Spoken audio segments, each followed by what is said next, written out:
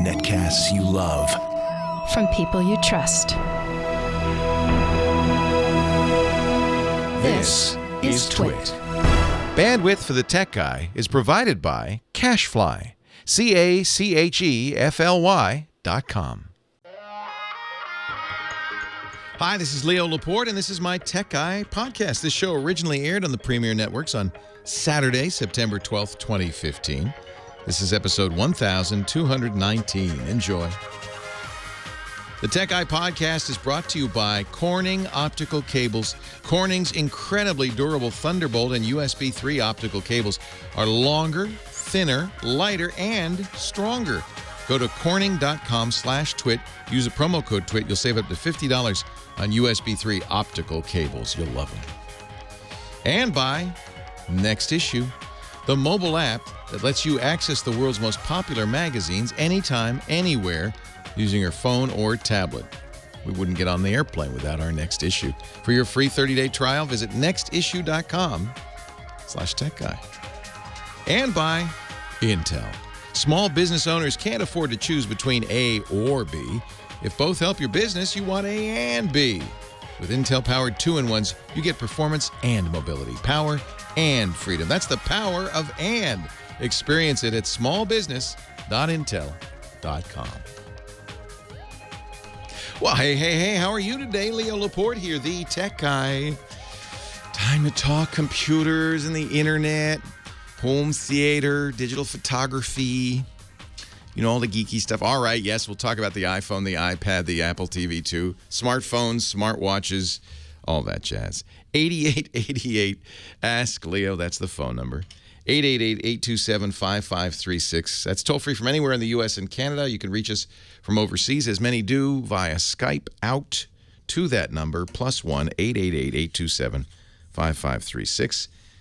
And it's toll-free even on Skype. And, of course, the website. You should remember this if you remember but one thing, because everything you need to remember or make a note of is going to be there, techguylabs.com. We put everything there, even audio and video of the show after the fact. techguylabs.com. Well, the other shoe dropped. Apple had its big event on Wednesday. You know what happened, right? Or do you? Do you care? Everybody assumed, as it is often the case this first week in September, that it would be an iPhone announcement.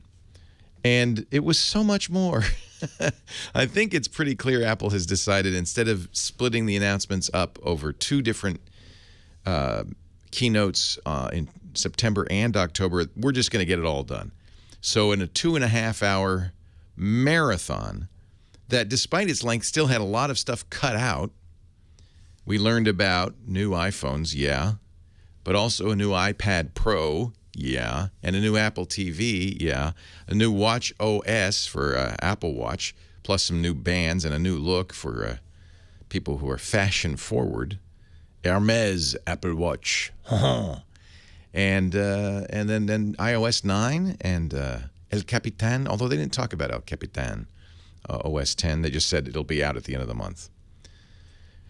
Oh, where to begin? First of all, I think it was very well done. I think Apple moved it along. They knew that 2.5 hours is about the limit you can keep anybody in their seats. It really was more like 2:20, and they had One Direction performing at the end, which I skipped, and I'm sure many did. You can watch it, by the way. You can watch the whole keynote at apple.com. They put it up after the fact. You could watch it live. I was in meetings in New York, so I was like watching in a cab, and I was halfway through a meeting at Squarespace, and this Squarespace guy said, Apple's having would you mind if we put that up on? Yes, I said, please. So we watched together a little bit, and I've watched since. Let me kind of see if I get about 10 minutes to put it all together for you, synthesize the whole thing. First of all, we learned nothing new, really. The rumor mill was right on, as usually is the case as you get closer and closer to an Apple event. People like Mark Gurman at 9 to 5 Mac, the Apple blog, and BuzzFeed's John Pachkowski, they kind of know. They have really good sources, and by the time we're a week away, they pretty much know what's going to happen, and they predict it properly. In fact, there was a little debate, a fight going on among preeminent Apple bloggers like John Gruber at Daring Fireball. He said there's no way they could possibly mention an iPad Pro in this event. It just would be too much to announce. But both Pichkowski and Gurman said, no, it's all going to be in this one. And they were right in the long run. They got it right. In fact, they got everything right. iPhone 6S is the next generation of the little iPhone, the 5-inch iPhone. The iPhone 6S Plus, the 5.5-inch big iPhone. Externally, they're very similar. I think we were looking at cases to see if the case would fit. I think the cases for the old phone would fit because there's like 0.1 millimeter difference. I don't think that's enough to make a difference in the cases. So your old cases still work with the new phone. Size and dimensions and form factor the same. One new color. Apple calls it rose gold. It sure looks like pink to me, but we'll see. I ordered a rose gold one just so I can see. Yeah, the ordering started at midnight. Just this morning, midnight Friday, Saturday, 12:01 a.m. Saturday. And unlike previous years, it was a little scary at first because Apple's website was totally down for about 3 hours, beginning at about a few hours before ordering. But by the time that it was time to order, 12:01, site's still down, maybe 12:02 or 12:03. It came up. I used the app on the iPad to order. Ordering was pretty smooth and effortless. I hear that things went well, too, at T-Mobile, AT&T, Verizon, and Sprint, all of which have the new iPhones. So I would bet, though, huge demand. I'm guessing Apple can do no wrong with these iPhones. What's new? Well, for me, the biggest change is the new camera, 12 megapixels. And you may say if you have, I have a Note 5, that's 16. We've got past the days where measuring the quality of a camera comes down to the number of megapixels. I just got the new Moto X for 2015, the Pure Edition. That's 21 megapixels. Doesn't mean it's going to be a better camera. And Apple really seems to have some secret sauce when it comes to camera phone photography. I expect 12 megapixels is going to be very, very impressive. It's certainly plenty of megapixels. And Apple's doing a lot of software stuff after the picture's captured to make it really look good. And I would bet that this is probably the best smartphone camera out there. But we won't know till we try it, will we? And it won't start shipping until September 25th, 2 weeks from yesterday. So in 2 weeks I'll have one, and I'll have some information for you. I'll be taking a lot of pictures. In fact, between now and then, a lot of pictures with the Moto X. So far, the Galaxy Note 5 is my favorite. Really excellent camera in the Galaxy Note 5. And I think cameras are important. Apple also has added this thing they call 3D Touch. I was skeptical, but my friends who tried it at the Apple event say, no, you know what? It actually makes sense. You get a little feedback, a little buzz from the screen when you press. You can tap, you can press medium hard, and you can press hard hard. There's 3 levels of touch. You get a little buzz in the second. I know this sounds crazy talk. Sounds confusing. Get a little buzz on the first hard push and then a deeper buzz. So you know immediately which one you've done. You're shaking your head. You don't buy it. You don't believe it. And then apparently different things happen. So you touch the camera. You press it. The middle touch, it'll go into a selfie mode. You press it harder. I think it shows your pictures. I don't know. That's part of the problem is you don't know what's going to happen. Maybe you'll get used to it. Third-party apps, it's going to be a little unpredictable. Apple's apps might be a little bit more predictable. We've had Force Touch on the Apple Watch, and it's been not so great. In my opinion, not so useful. Same thing on a couple of Mac laptops have had it. Not so useful. What else is new? They say faster fingerprint reader. They say much faster processor. But I think Apple, which kind of surprised everybody by leading the event with the iPad Pro, going through the iPad Pro, Watch OS, the iPad Pro, the Apple TV, and then at the very end, 2 hours in, starting to talk about the iPhones, everybody said, that's Apple's bread and butter. I think the most interesting thing they announced actually was the iPad Pro. I think it's going to be a very significant thing. Now, the iPad sales have been plummeting. Not because people hate the iPad. I don't think that's the case. I think it's just that everybody who wanted one has one. And there's not much compelling reason to upgrade, because what do you use your iPad for? Little email, little surfing, a couple of games. My iPad's beeping at me right now. He says, please, Leo, play with me. Maybe reading the web. Even the iPad 2 was good enough for that. You don't need the upgrade. But suddenly, they've gone from 10 inches to 12.9. It's almost 13 inches. It's as big as a laptop screen. And I think this is going to be interesting because what they're saying, in my mind, the message from Apple is, it's not just a consumption device. I've always thought of the iPad, for most people, as a way to consume content, to watch videos, to surf the web, to get your email. Not so great for making new stuff. The iPad Pro, very squarely aimed at that. It's really a productivity tool. And I think there are going to be some apps, including, by the way, Microsoft's touch-first Office apps, that are going to sing on this thing. We'll talk more about it in a bit. Leo Laporte, the tech guy. Leo Laporte, the tech guy, 8888 Ask Leo. TechGuyLabs.com is the website. You can get into the chat room through there. We love having you in chat. Kim Schaffer answering the calls, doing the tough work of grooming people for their appearance on national radio. Hello, Kim Schaffer. Hello. I'm curious. Yeah, so I'm in Manhattan, right? Mm-hmm. Driving in a cab. Apple events going on. Among my people, in my tribe, that's like a national holiday. That's like, this is the 4th of July, the Melbourne Cup, whatever you call it. This is a national day off where people don't go to work. They stay home and they watch the Apple event. Or better yet, go to work and watch it with all your friends and cronies. Nobody. I'm driving through Manhattan. Nobody's paying any attention at all. It turns out in the real world, nobody really cares about the big Apple event. I was shocked. Were you aware, of course you work here, so you kind of were aware of the fact this was going on Wednesday, right? I was actually... you didn't care. Don't tell him, but I was watching your feed at work. Oh, nice. The whole time.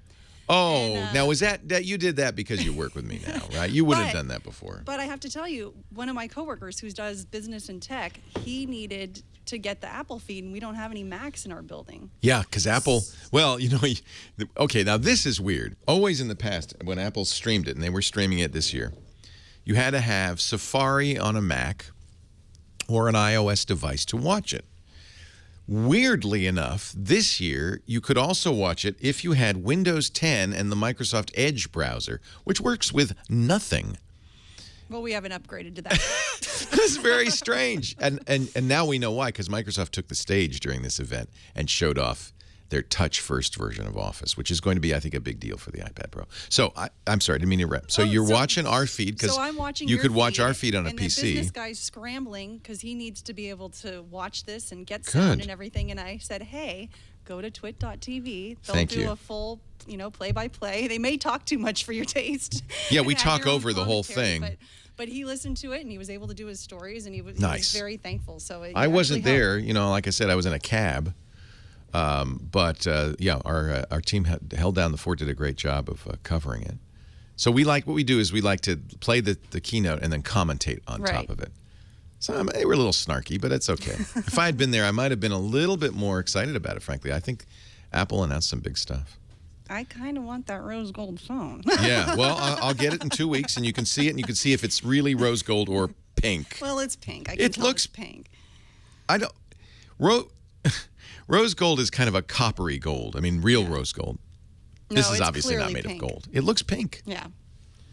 Well, then maybe I'm going to be embarrassed because I ordered that one. Both my wife and I ordered pink. Well, if you had they called it take pink, off your hands. because I'm wearing a pink shirt, I guess pink is me. You do okay in pink. My face is pink. Okay. Well, we'll see. I wanted to try the big one this year.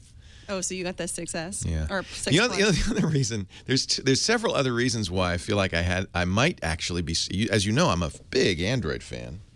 And I like the freedom and the geekiness of the Android phone because I can mess with it, right? Not everybody likes that. That's not necessarily a selling point for a lot of people. I don't want to mess with it. I just want the phone to work. Apple's good at that. But I might be shifting over for a few reasons. I just got hearing aids which really don't work well with Android. They work only with the iPhone, and I can use the Apple Watch to control them. Let me turn it up on my watch. That's good because then I'll be simultaneously, hello, I'll be simultaneously, I don't know, all my stuff's going off here. I don't know why it's making sounds.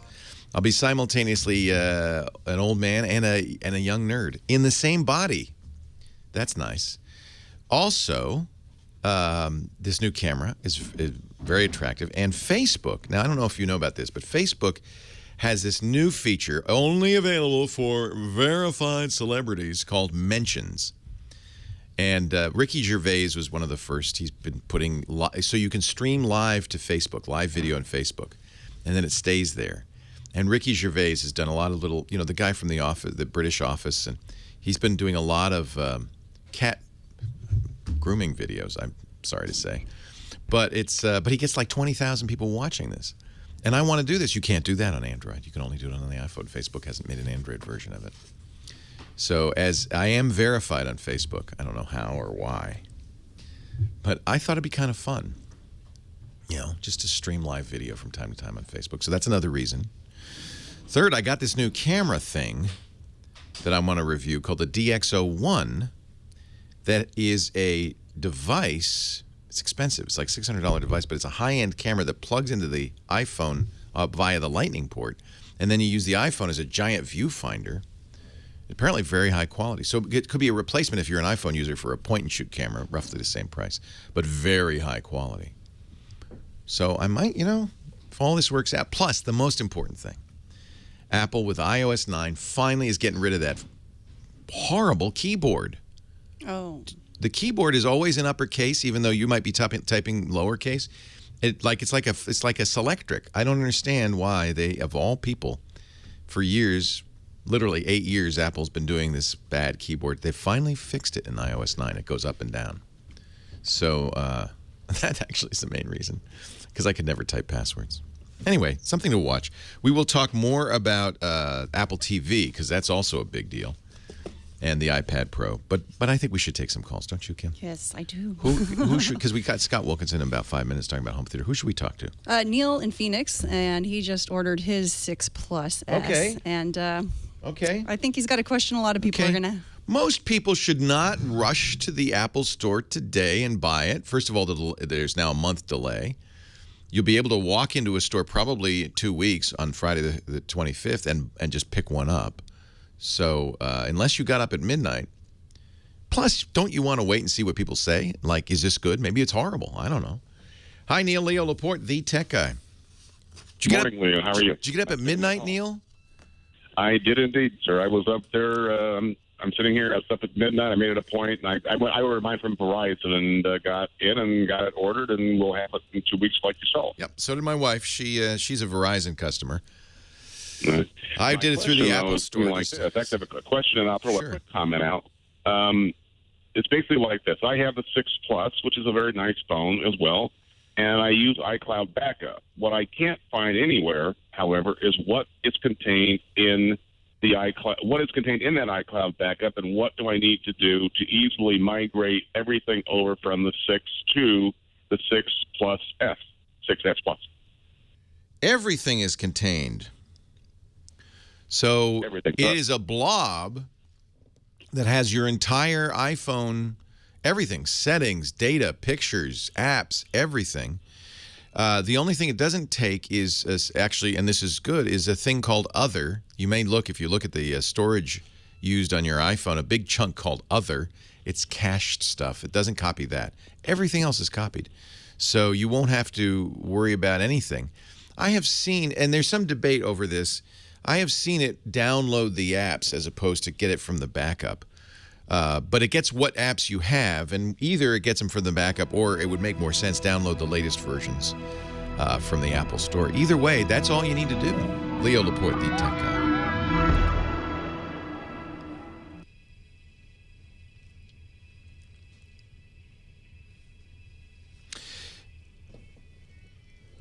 There are some interesting questions about the iPad Pro. We don't know how much RAM, but it seems to be, because of a leak from Adobe, 4 gigs, which would make a big difference in performance. 4 speakers, which is phenomenal. You know, the Air 2 and actually the last few generations of the iPad have had 1 crap speaker. Maybe this has 2. Okay, maybe this has 2, but they're on the bottom. 4 speakers giving really good sound might be a big difference. But unaccountably, for a pro product priced at a pro price, it's got a terrible camera in it. That I'm baffled about. Really am baffled about that. Look, nobody wants to encourage people to take pictures like this. And with a 12.9 inch, it'd be like taking pictures like this. Smile. But on the other hand, if you're going to put a camera in it and people are going to use it, I was amazed when we were on our vacation last. Everybody, it seems to me mostly older folks, like to use their iPad for a camera. It's very common. Scott Wilkinson is here, home theater guru, and we were talking off the air about the new Apple TV. Apple, yes, indeed. The Apple TV is not the best-selling set. We'll call them a set-top box because the idea is you add it to your television to give it access to internet content like iTunes, Netflix, stuff like that. Which is sort of redundant since virtually all TVs have that built in anyway. Although I've been saying for a long time, and this is changing, but for a long time, like the Samsung interface to its smart TV is so horrible. And frankly, the hardware is so poor that you'd still be better off getting a Roku or maybe Apple TV. It's true. Vizio's really kind of seems to be doing a good job with their smart TV. So they're getting better. LG is now going to release an Apple TV with Android TV in it.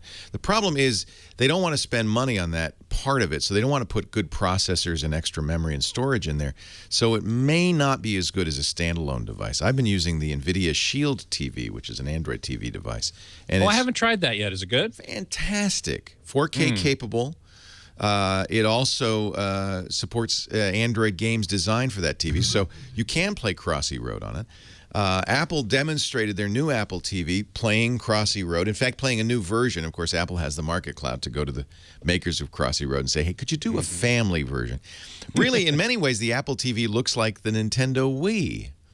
The controller you can use just like a Wiimote. In fact, it even comes with the wrist. Yeah, it even comes with a wrist strap, so you won't throw it through the TV. Which happens. That's a good thing. That happens. You get slippery. You're playing tennis. So it has motion in it. I presume, and there's still some question marks, but I presume you could use an iPhone as well, or even an iPad with this Apple TV. Sure. But there's some funny things missing. For instance, no 4K. And no 4K. We were speculating maybe the hardware is capable of it, but they just left it out in the software. But you asked me, well, which HDMI does it support?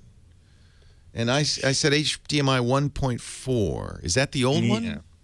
That is the old one, and I told you off the air that would not support 4K, but since then, Scooter X in the chat room reminded me that HDMI 1.4 can carry a very limited form of 4K because it's all about bandwidth, right? 1.4 has a bandwidth, a maximum bit rate of 10.2 gigabits per second.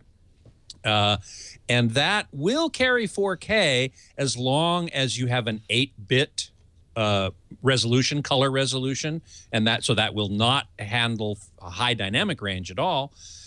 And if you can go up to 30 frames per second. So, it'll handle movies. Not that great, in other words, for 4K. In other words, not that great. Don't buy it with the idea that you might someday be able to run 4K movies. It sounds like not. You might be able to sort of barely, but it's not really supportive of that. You really want HDMI 2.0 running at 18 gigabits per second. Then you have a lot more flexibility about the type of 4K and the other features like high dynamic range, high frame rate, that sort of thing, which are definitely coming down the pike.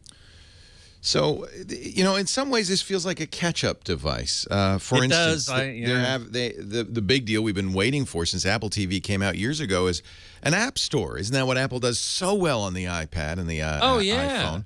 There hasn't been one. Only Apple could approve a streamer on Apple TV until this new TV comes out, which it will finally have an app store. I don't know how restrictive that app store will be. We'll have to wait and see. One thing it does do, by the way, the app store has been available on Android TV.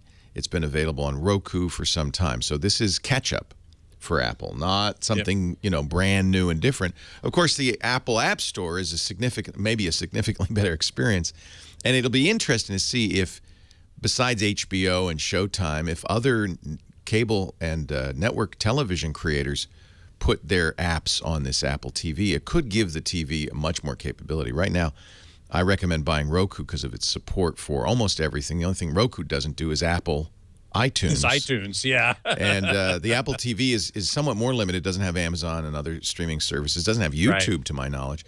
Wow. But it does support iTunes. So if you buy a lot of iTunes movies and TV, you're going to want an Apple TV. It also supports AirPlay, which is nice if you have Apple devices. As usual with Apple, works best if you're all Apple. Right. And it works great in that case. Yeah. They're going to build Siri into the remote. Now, we've seen this before. Fire TV had a remote that you could talk to and search. Yep. Apple says their search will go across all platforms. So you'll be able to say things like, I want to see Serena lose, and it'll find... I don't know if that actual search will work, but it will. You could say, I want to see... They actually showed some interesting things. I want to see all James Bond movies with Sean Connery. And it would limit your James Bond selection to the original James Bond movies. And then it would do it across services. So it would say, well, you can get that on Vudu, you can get it on Hulu, you can get it on iTunes. It would show you all the different services. Right. That's unique, and I think maybe a great interface. Well, they sure are good at interfaces, aren't they? Yeah. So, but it's not nothing that I see here is unique to Apple TV. All of it's been done by other people before. As you say, it's kind of catch up. I agree with that. And the A8 processor is from the iPhone 6, from last year's iPhone. So no, man. Not super I guess fast. I was thinking it was the A9, but actually it's the iPad Pro that has the A9 in it. Yeah, in fact, it has the A9X. Oh, not just the A9, my friend. Oh, wow. We're talking X, and that stands for extra fast. It's actually extra super duper. Apple's claiming the new iPad Pro will be 1.8 times faster than the existing iPad Air 2. That's I must a lot admit, faster. I'm kind of tempted by that. Really? That What could be intrigues pretty you? cool. Why would you want an iPad Pro? Well, I mean, it'll be great for playing Fallout Shelter and well, I'm not Clash a of gamer. Clans. That's true. Fabulous for that. I'm not at all a gamer. I think the interesting play with the iPad Pro is productivity. GarageBand on this thing and iMovie on this thing are mind-boggling. I hope Adobe does a version of Photoshop for this thing. Could be huge because you have so much space. Anyway, yeah, it's like as you said, it's like a laptop. Didn't mean to preempt your segment here. Or watching movies, watching TV shows and movies. I never watch TV or movies on my iPhone or even my 9-inch or 10-inch or whatever it is iPad. It's just too small. But this starts to look more reasonable, like on an airplane or in a hotel room or something. Well, and it's a super high resolution too, which exactly makes it very exciting. Let me see what the resolution is. You can tell me if this is good enough for 4K. The iPad Pro resolution is 12.9 inches, 2732 by 2048. So it's not quite 4K. Not quite 4K. No, that would be 3840 by 2160. So it's a little... So if you were watching 4K, it would be scaled down. Or if you were watching 1080p, it would be scaled up. Either way, it's going to be scaled, and scaling is never a good idea if you can avoid it, because it softens the picture. Methinks Apple is not, at this point, trying to be state-of-the-art. First on the block. Yeah, exactly. I tend to agree. So I'm sorry, I preempted your entire segment. But I feel like this, this is the home theater story of the week, is this Apple TV. And is it something you should buy? By the way, the original Apple TV is $99. They're selling that now for $69. And the new one's what, $150? Starts at $150, and then there's a $200 version. And the difference is how much memory is in it. And I don't know, the memory, I guess, is because when you install apps, it takes up memory. So if you think you're going to install a bunch of apps, you might want to get the 32 gig. Yeah, exactly. Version.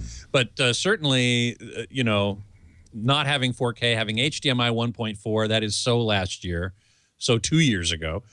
I don't know why they didn't, make it the latest and greatest it could have been. I suppose it would have been more expensive then, but. And it's 4x3, so it's... Ooh, even worse. Oh, man. I saved the best for last. Scott Wilkinson, you'll find him at avsforum.com. He's talking all about it and on his Home Theater Geeks podcast right here. Leo Laporte. Our show today brought to you by, I'm a brand new sponsor. I'm so excited about them. Corning. You know who Corning is, right? Corning's the glass people. They make Gorilla Glass. They make they make all the stuff. They also make fiber optic cables. I have, in fact, they're the maker of fiber optic cables. They've transformed traditional USB, where are they? Here they are. And Thunderbolt, USB 3 and Thunderbolt cables. When Thunderbolt was first designed, it was supposed to be optical.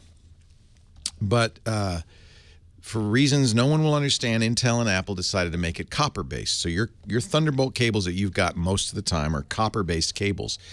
But the truth is, for speed, for reliability, nothing beats glass. And this is the new Thunderbolt cable from Corning. If you have a mission-critical operation, you're going to want this. Now, notice, first of all, if you've ever used fiber optics, you know you never do this, right? You would never do this with your Well, this is the new Corning fiber optics. You can bend it, you can crimp it. This stuff is much more reliable, and boy, it is speedy. Now, what they're doing, because your device and your computer probably expect copper, is they're converting in this. There's a little transponder that turns it into light and then receives the light and turns it back into the kinds of signals that your computer and your device expect, which is pretty miraculous. If you're in high-end video, if you're in photography, you know we use fiber optic cables for the mission-critical high-speed stuff here in our studio.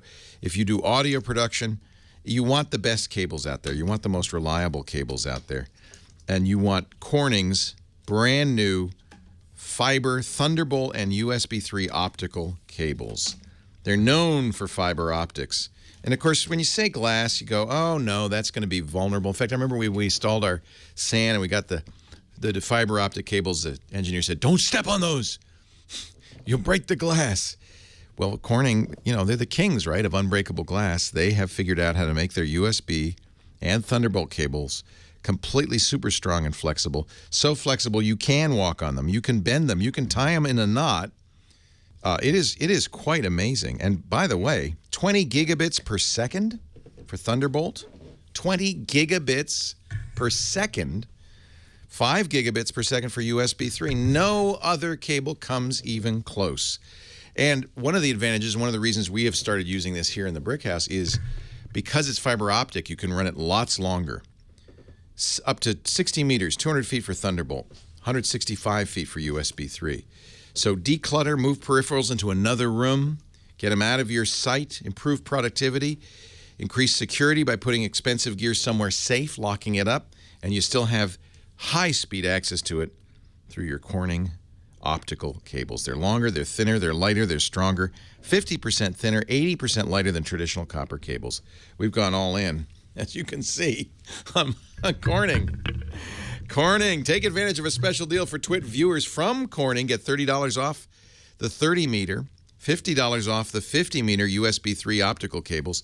No limit. You can buy as many as you want. You should really retrofit and go all optical. Corning.com/twit. And use the offer code TWIT at checkout for $30 off 30-meter, $50 off 50-meter. That's a good deal. We thank the folks at Corning for their support. I am so excited.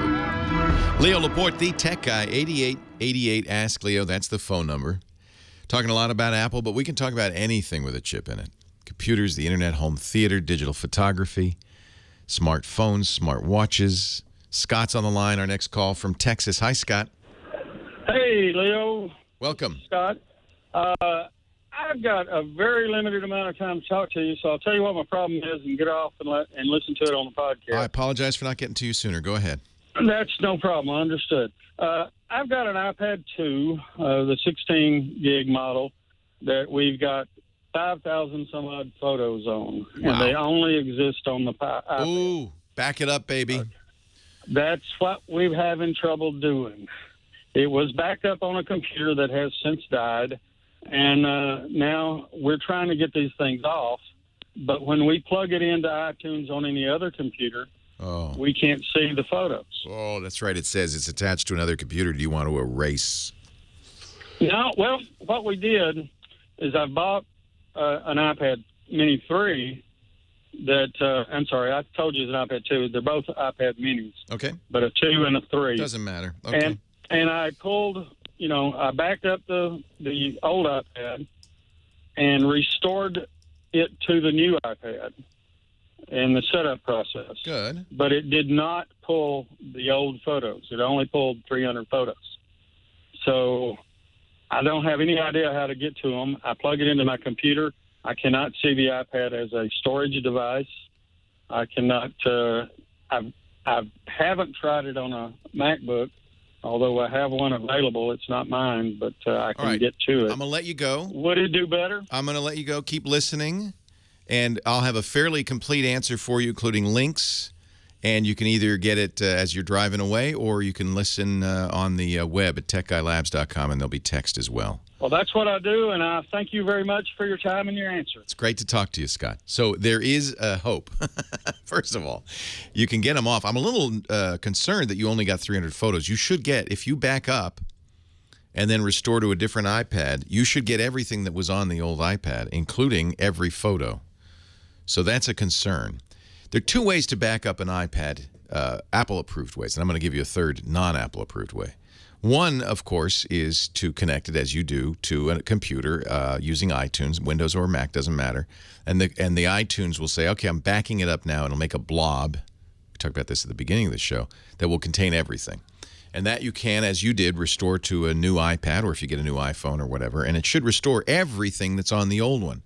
So that's why I'm a little concerned that you only got a few of the photos. The other Apple-approved way is to use iCloud to back up wirelessly. Actually, you can do this wirelessly even with your computer. iTunes will allow you to back up via Wi-Fi. It's slow. iCloud you can also back up to. In fact, I would turn on iCloud photo backup right now. That's part of the new iOS 8. It's not going to be new for much longer, but it was the new iOS 8. It's part of OS 10, 10.10. And what it does is it copies those photos, the originals, off your iPad to your iCloud storage. Now, you only get 5 gigs to start. That may be enough, but you can buy more. Apple's not cheap, but you can buy enough to back it all up anyway, and then you cancel once you've got it backed up if you want. It will then do something kind of interesting if you allow it. It will save space on your iOS device by only putting essentially thumbnails of those originals. So it's going to back up the originals. Originals will be backed up online where they're safe, and you need to do this pronto. Otherwise, you risk losing all those photos. In fact, I'm worried you may have already lost some. I don't know why you're only getting 300. But turn on iCloud Backup. It will back up everything, including all your photos, to the cloud. And the full original versions will be in the cloud. It will then make smaller versions available to save space on your iPad and your iPhone. There are programs, now those are the two Apple-approved methods. There are Apple not-approved methods. On the Mac, there's a program called PhoneView, E-C-A-M-M, ecam.com, that will let you just copy those off. Because you can, if you have the right software on a computer, look at the iPad and just get files off of it. Apple doesn't approve this, and it's mostly because the record industry was so worried about iPods and then later iPhones and iPads being used as piracy devices that they required that Apple prevent things like moving it from one iTunes account to another. If you could do that, then you could bring your iPod or your iPhone or your iPad over to a friend's house and say, here, have all my music. He'd just hook it up and copy it. So Apple doesn't do that. It's very frustrating. Fortunately, it's easy to get around. On a PC, there's a program called Touch Copy that's from wideanglesoftware.com. Both of those bypass Apple's very weak copy protection. I think Apple in its heart didn't really understood that this was a real kind of pain for users. Apple loves users, but they couldn't get the record industry to go along. Remember, the record industry considers the iPod, or for years considered the iPod a piracy device, period. They've, I think, since learned the lesson, but these kind of old habits die hard. So these two programs will get around Apple's fairly weak restrictions, so you can copy the photos off. I'm going to put a link, though, from Apple Discussions Forum, the Apple support communities, syncing to a new computer or replacing a crashed hard drive. This is a solution directly for the kind of stuff that you want to do and can't do right now. Because when you hook up a new computer, of course, it says, oh, this iTunes library is attached to another computer. Would you like to erase everything? No, I don't.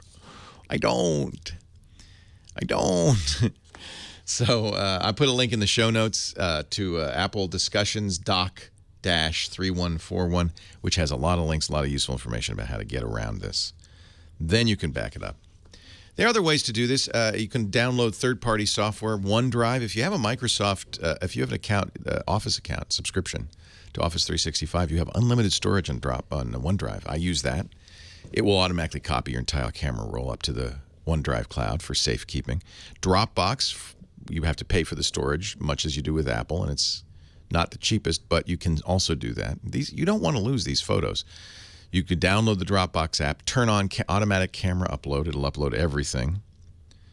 You really want to get these pictures off. And in fact, everybody listening, if you've, and so many people do this, you take a lot of pictures with your iPhone or your iPad.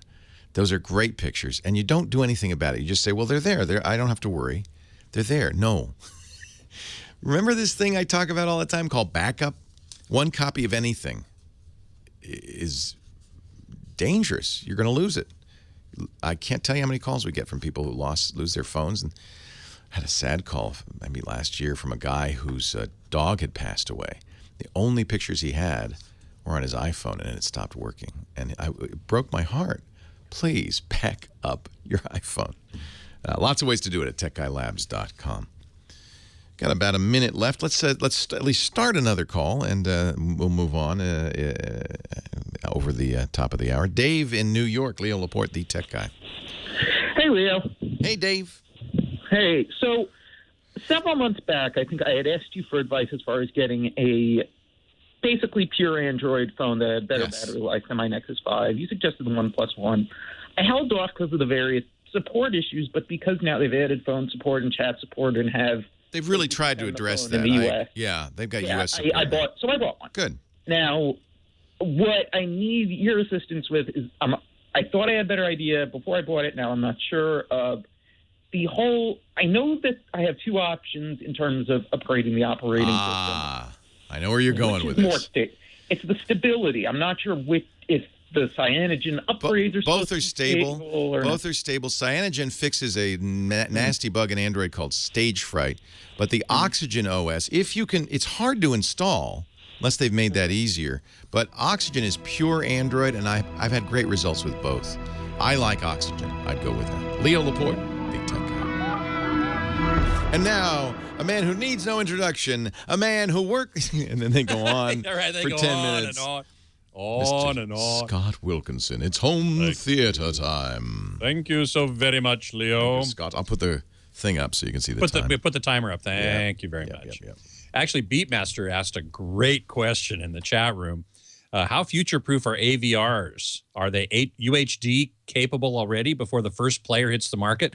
And what you're really talking about there is the Ultra HD Blu-ray player, which is not on the market yet. Samsung announced the very first one as a product, and they are claiming first quarter or early part of 2016. So we were hoping by the end of this year, by Christmas or holiday shopping season, the Samsung probably won't hit that. I don't know if anybody will. But in any event, the question is, what about current AV receivers? And this is a super great and really important question, because the Ultra HD Blu-ray player, all of them, are going to use HDMI 2.0, probably 2.0A, which conveys the high dynamic range information as well as the 4K video signal. And they're going to implement a new form of copy protection called HDCP 2.2. And this is the latest way that the studios are trying to protect their content.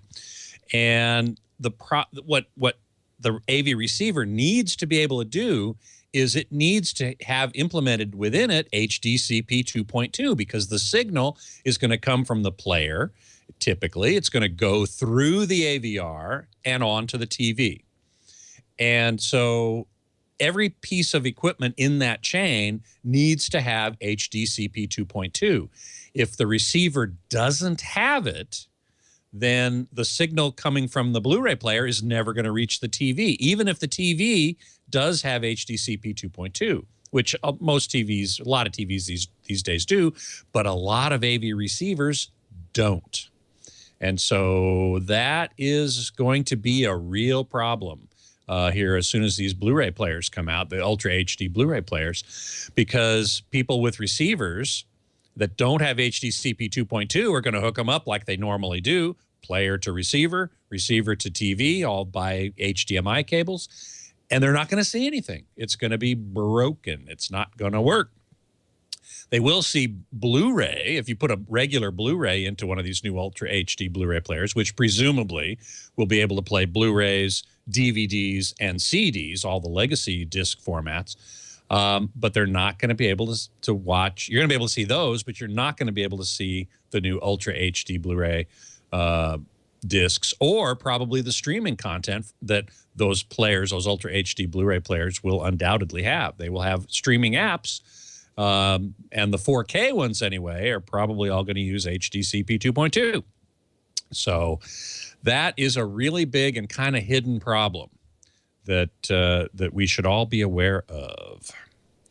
Anyway, that is how that's the answer to that question. And I love to see people in the chat room. Loquacious, always great to see you. Youper, Mike Heiss, and Happy New Year to all of our Jewish friends out there. Monday is Rosh Hashanah, beginning of the Jewish high holidays. I have not yet eaten any apples and honey, but I will on Monday, no doubt about that, as I will be blowing the shofar as well.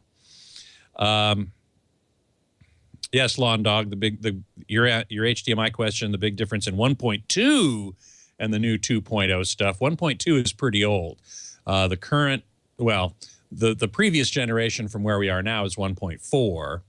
And as someone pointed out in the chat room, it does have sufficient bandwidth to barely get out 4K under certain limited conditions, but you really want the full 2.0A, 18 gigabits per second with HDCP 2.2. It's all very confusing, but all really critical with the dawn of the Ultra HD age. User 8169, how about a Blu-ray player that upconverts to 4K? That should not be a problem. That does not require HDCP 2.2 as far as I know. It just requires, I think, HDCP 2.0, which is what Blu-ray uses, and virtually all AV receivers and TVs can do that. So yes, the differences are important. Kalu is asking about the Apple TV 4:3 issue, and I must admit I'm still a little confused by this as well. I can't believe that the new Apple TV will only show things in 4:3 aspect ratio. And for those who don't know, 4:3 merely means the ratio of the width to the height of the picture. Old school analog CRT TVs had this aspect ratio, 4:3, and so did all the content in standard definition. But high definition went to 16:9, which is wider than it is tall, than the relationship between the width and the height is greater. So, but that's been around for a long time. I think my current Apple TV does 16:9. I haven't used it super lately, but I don't remember seeing that as a problem. So why would they take a step back in the new Apple TV? I don't quite get that yet. I need to do more research into that. Sunday, yeah, right, Dr. Mom. Rosh Hashanah actually starts Sunday night. Yes, you are correct. My first. She's an actual Jew, as opposed. Yeah, to I know. you. I'm only. You're an honorary Jew. I'm an honorary Jew. Yes. Both my ex-wife and my current wife are Jewish, so that counts. And I'm a member of a Jewish organization, a community. Yeah. So I am an honorary Jew. But you're right. I'm not technically a Jew. My mother was not Jewish. I did not convert. So there we go. But yes, Mike B. Lashana Tova. That's Happy New Year to all of you out there. It starts Sunday. Is that what you said? Sunday night. Sunday night. Sunday at sundown. That's confusing. Why don't they just start everything sundown Friday? I don't. Just make it easy. Well, no. Actually, the whole Jewish calendar is based on the lunar calendar. So it's not a new the solar. year, so it has to be when it changes around. The moon. It actually changes around because the relationship between the lunar year and the solar year is quite different. I think I want to go. Do they have anything equivalent to a Seder for Rosh Hashanah, like a big feast? No, mostly people are fasting at that point. Oh, that's no fun. I want to eat. Yeah, I know. Well, you do get to eat apples and honey. That's okay. You dip these apple slices into honey, and it's really good. Dr. Mom yelled at me because I had a hot wing. During Rosh Hashanah? No, at the event on Thursday. Just one. Wednesday. Just one. And she yelled at you. Well, she's trying to take care of me. I see. I see what you're saying. Yes. Yeah, I gotcha. She's very protective. As well she should be. All right, Scott, thank you. My pleasure. See you next week. We are down to the last 20 seconds. I'll see you next week. And Shana Tova. Shana Tova. Bye-bye. Well, hey, how are you today? Leo Laporte here, the tech guy. Time to talk computers, the internet, home theater, digital photography, smartphones, smartwatches, and all that jazz. 8888 Ask Leo. That's the phone number. 888-827-5536. That's a toll-free number in the U.S. and Canada. You can call it from outside those areas via Skype. It'll still be toll-free for you. 8888 Ask Leo. Our website, very important because this is where all the show notes go. So if I mention something, it'll be in the show notes. The website is techguylabs.com. You'll also find a link there to the chat room. Somebody said, I have looked everywhere on your site. I cannot find a link to the chat room. It's right on the front page, right under my picture. There's a link to the chat room. There's also the phone number, so you don't have to remember even the phone number. You don't have to remember. Just all you have to remember is techguylabs.com. Our call before the top of the hour, I had to rush through it a little bit. That is I like the OnePlus. I like OnePlus. They offer two operating systems because they had to deal with a group called Cyanogen.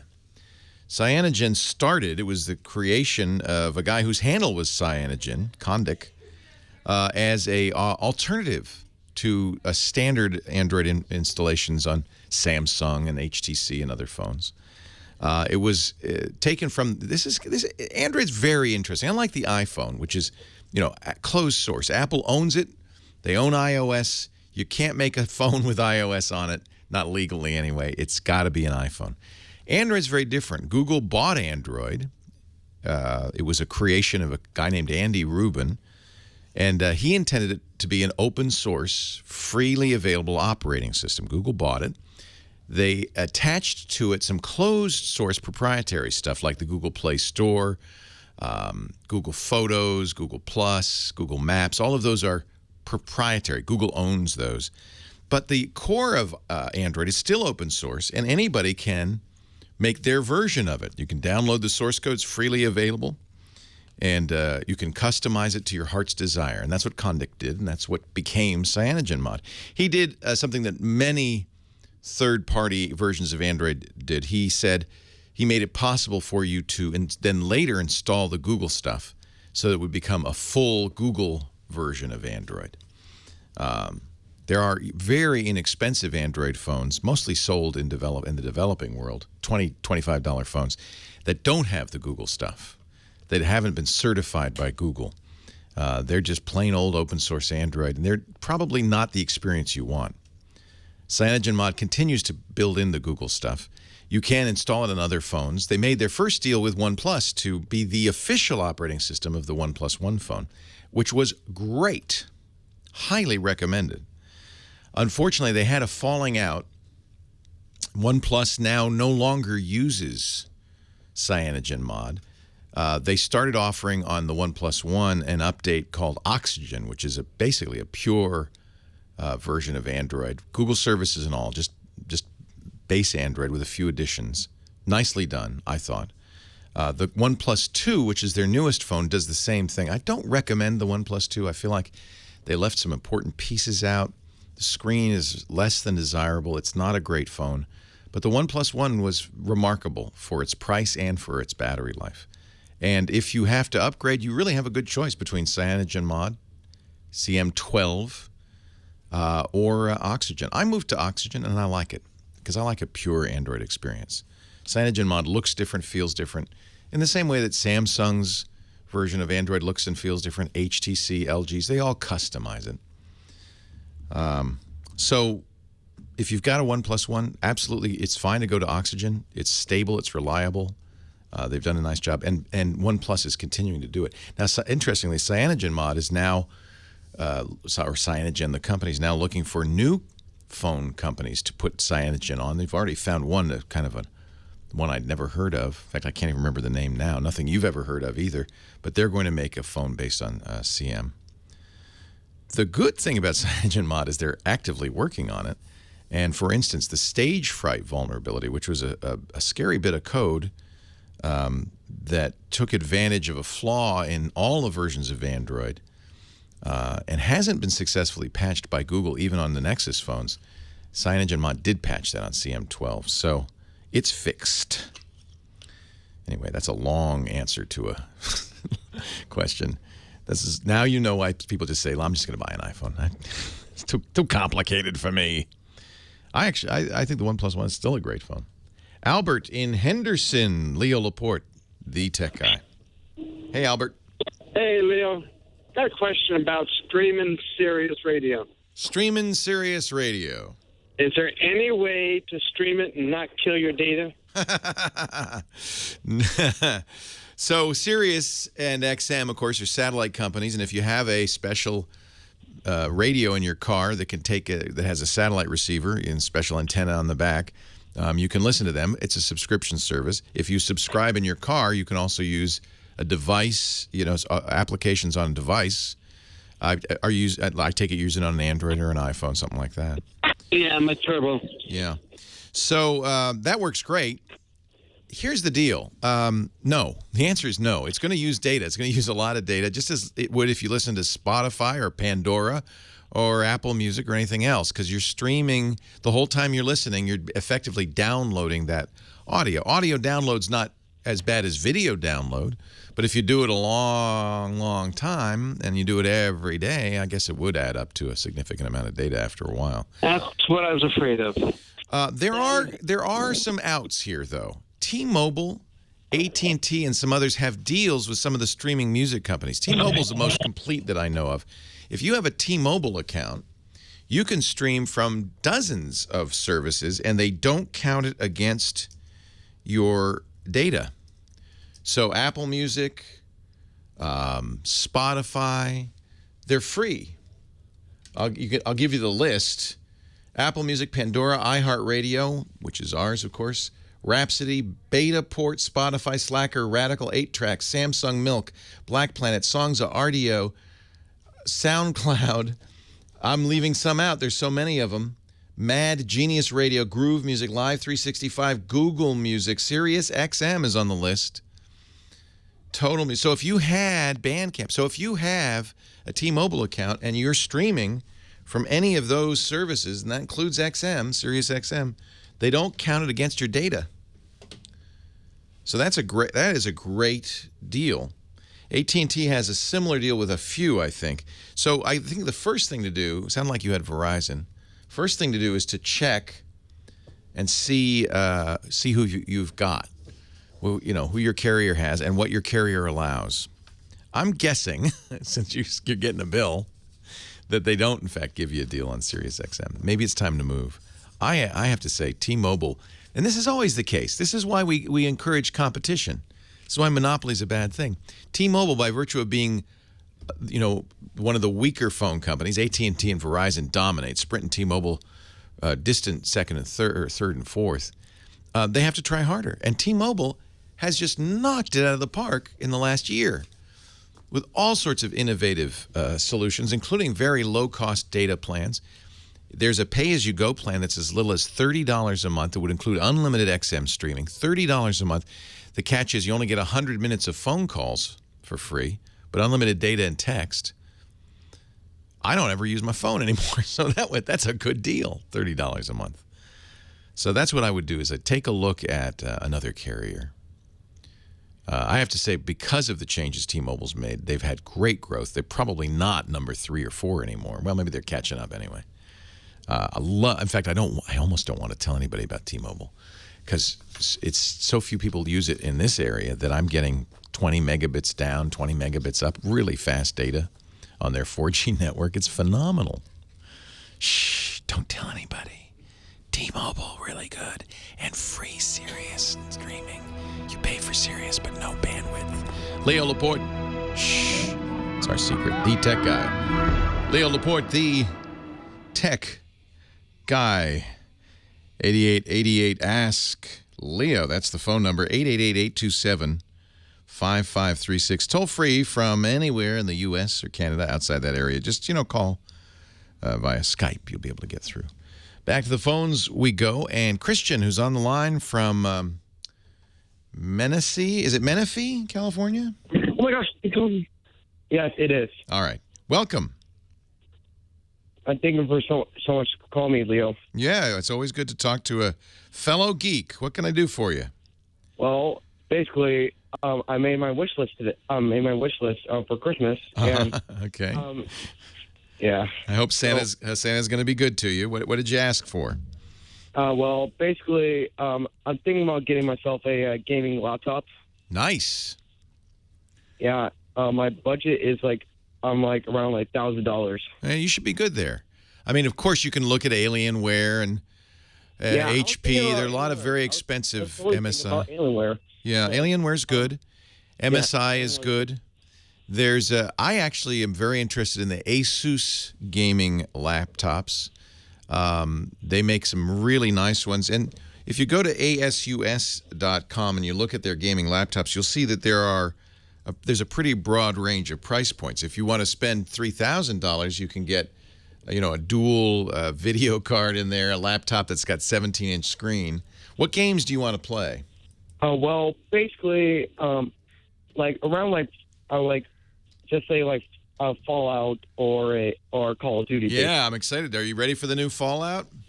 Yep, Fallout 4. Did you already order the Game Boy Pip? Oh man, I wish, man, dude. I think they're out of those. It's a smart. You put your smartphone in it. It's like a wristband, and you play the game, and then you're looking at the wristband. And I'm excited. I think this is going to be the game of the fall, Fallout 4. Yeah. So that's demanding. The reason I asked you what games you play, if you'd told me, Minecraft and World of Warcraft, and I play a little Tetris, I would have said you don't need a high-end gaming laptop, but you will want one for sure. For Fallout. So I would look at the Asus ROGs, the Republic of Gaming.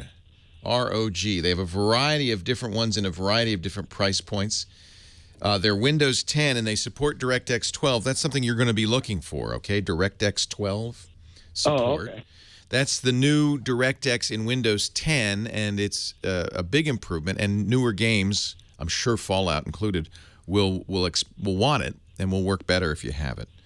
So I think the Republic of Gamers notebooks are, frankly, my first choice, and I think that there are a variety of prices. So you can figure it out based on your budget. They start. Let's see. Let's price it low to high, and I'll tell you the low price.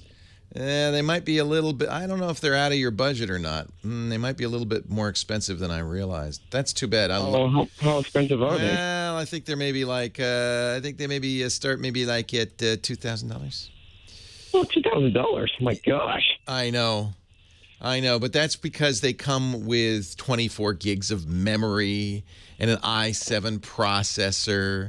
Oh, yeah. And NVIDIA, 980 video card. So, all right, let's go down. I'm sorry. I didn't mean to get your hopes up.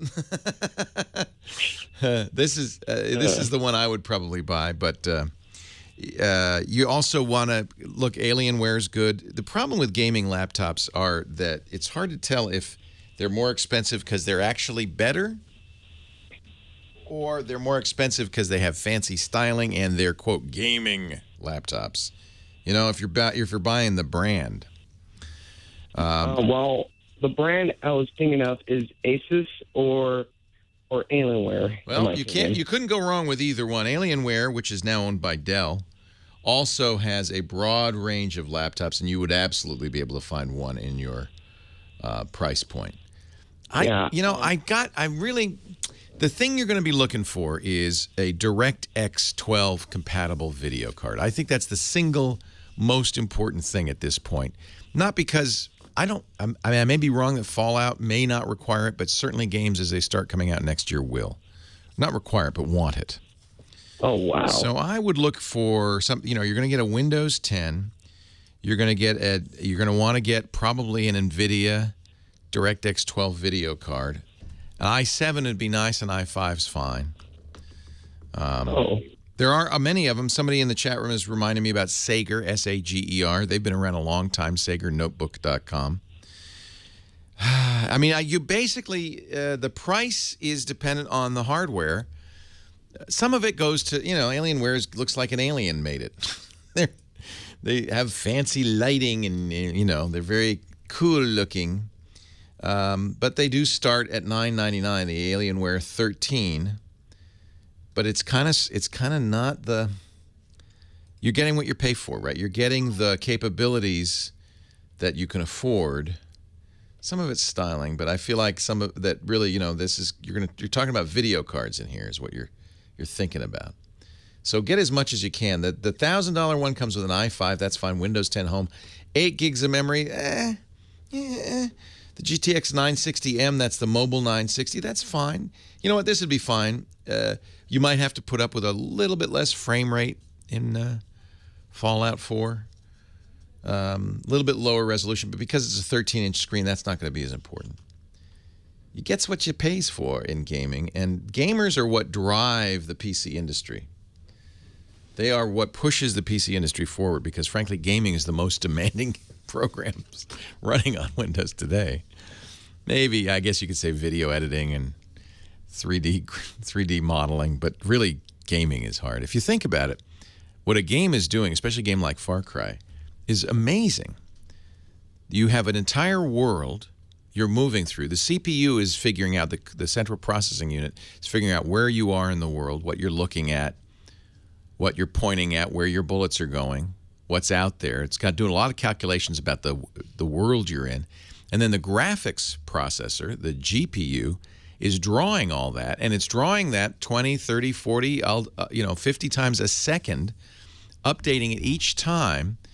And with millions of polygons, it's really kind of like doing Toy Story in real time. And so it's a lot of work. It's a lot of work. MSI is good. Asus is good. Alienware is good. Those are the big brand names. There are a few others. I'm personally kind of fond right now of the ROG, Republic of Gaming laptops from Alienware.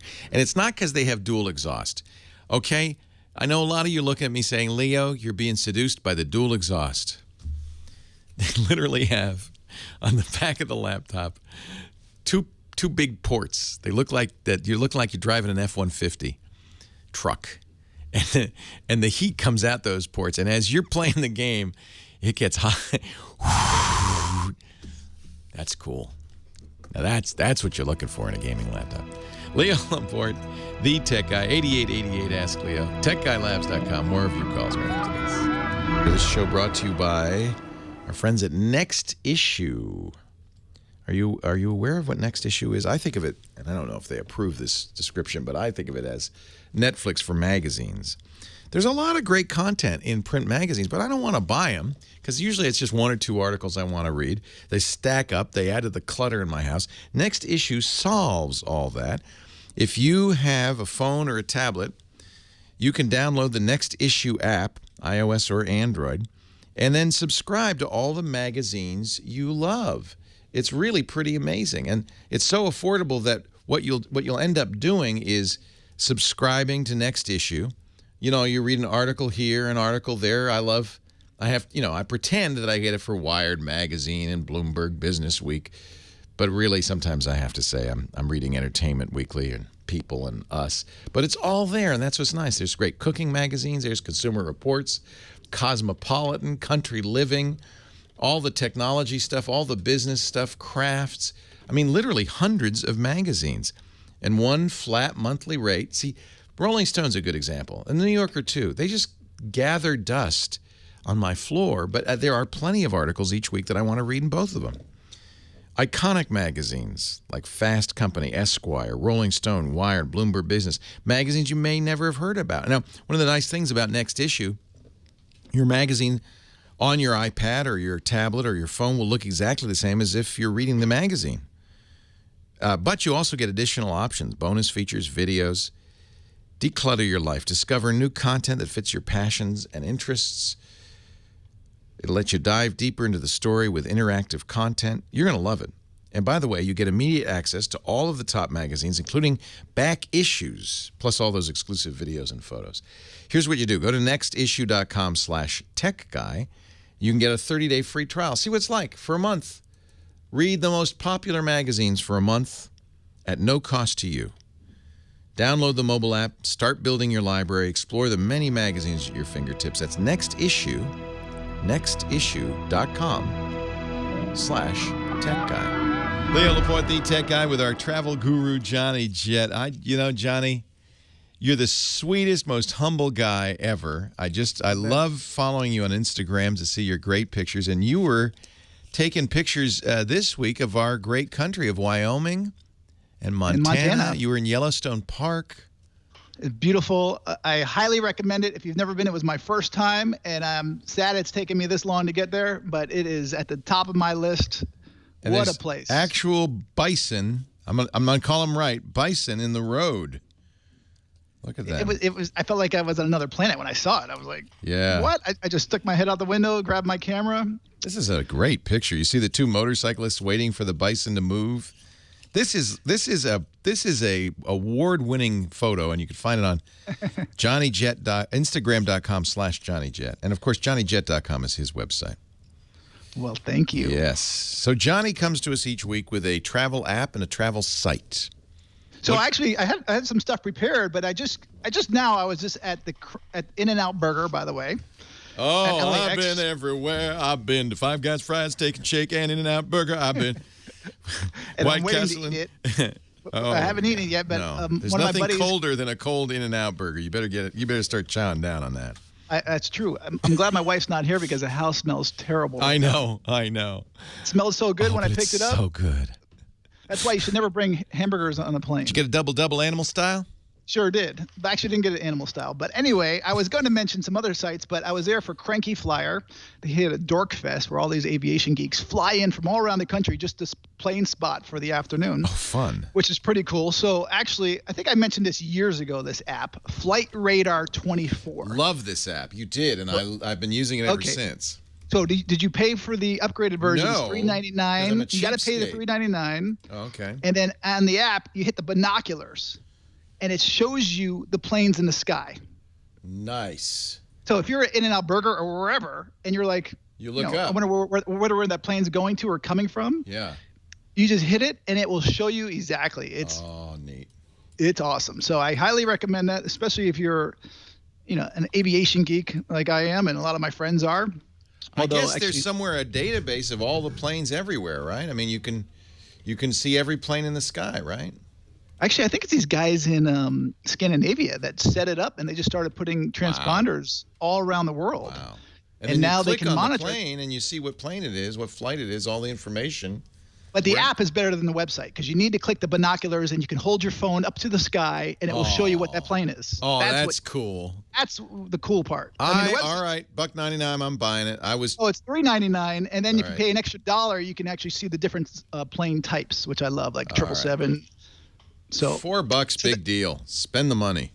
That's what everyone at the Dork Fest just now. Everyone was on it, and they're like, "Okay, here comes a 777 from China." So we're all ready. Dork Fest. You went to In-N-Out Burger for Dork Fest.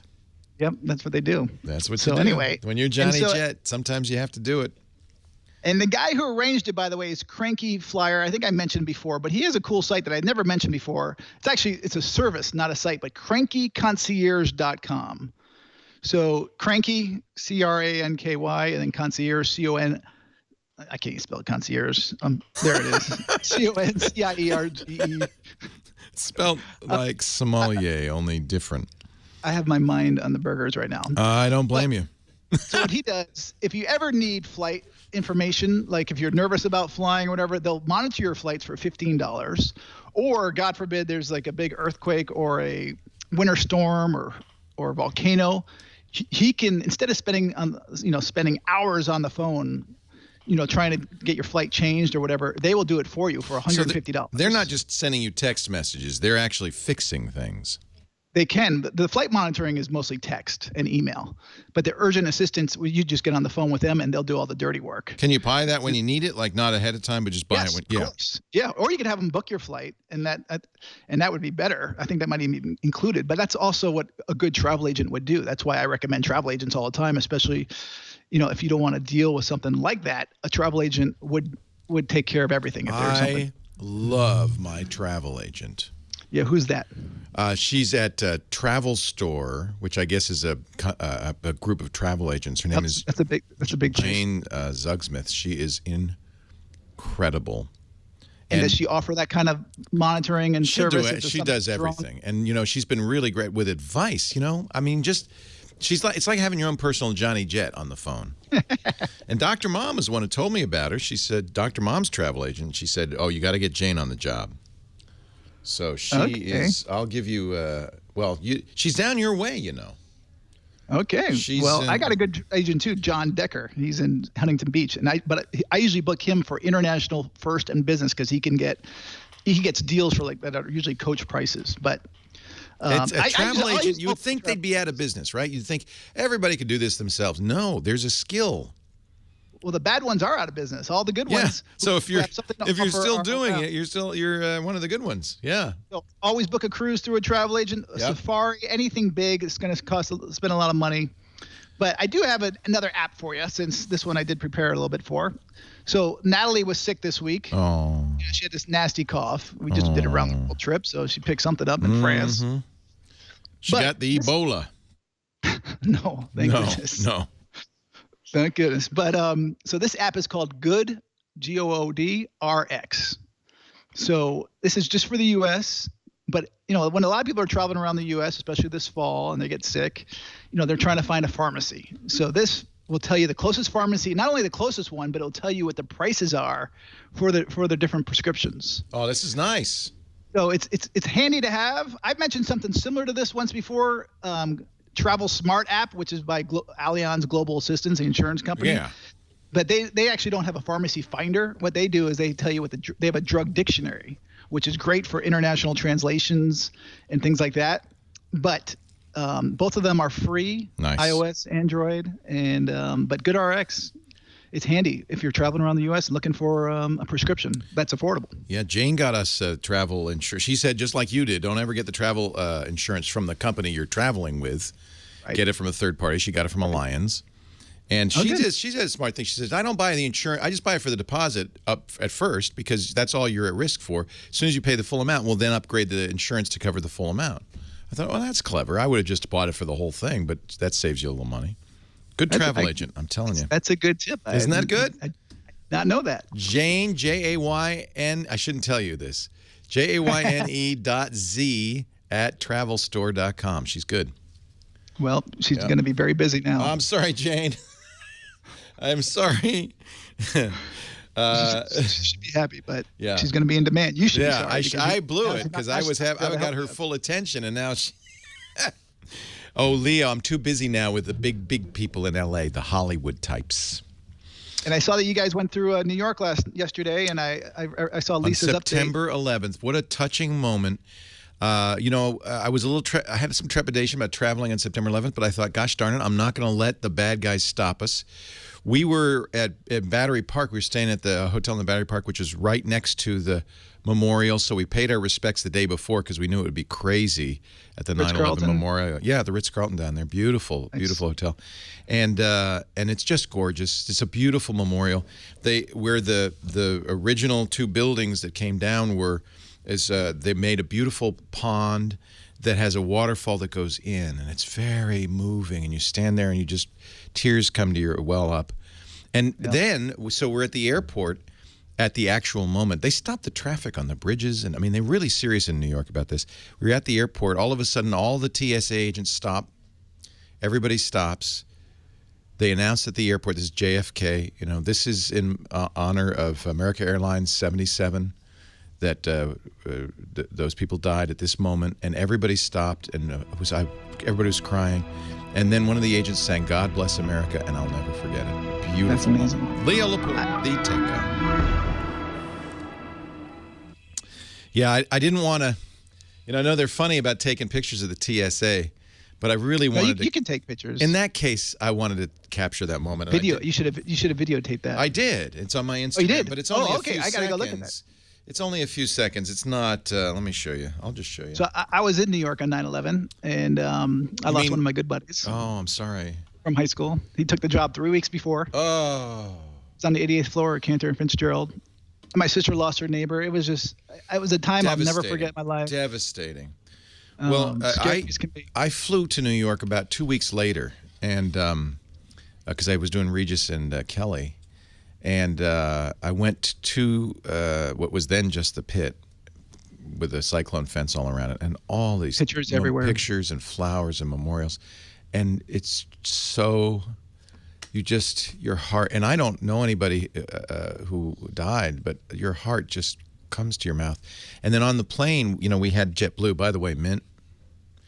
We had JetBlue, and I was watching the memorials on the DirecTV, and they're just reading the names, and it's just, it's just so moving. Anyway, this is the picture of, so we're standing, and fortunately we went early to the airport, but all of a sudden they just stopped processing people. And they all lined up, all the TSA agents. They paused because those two of those flights came out of JFK, right. United 93 and AA 77. So they paused and they said, now in honor of the crew and the passenger on the AA 77, a moment of silence. And then one of the guys started singing "God Bless America." This is just the very end of it. Here, I'll play the.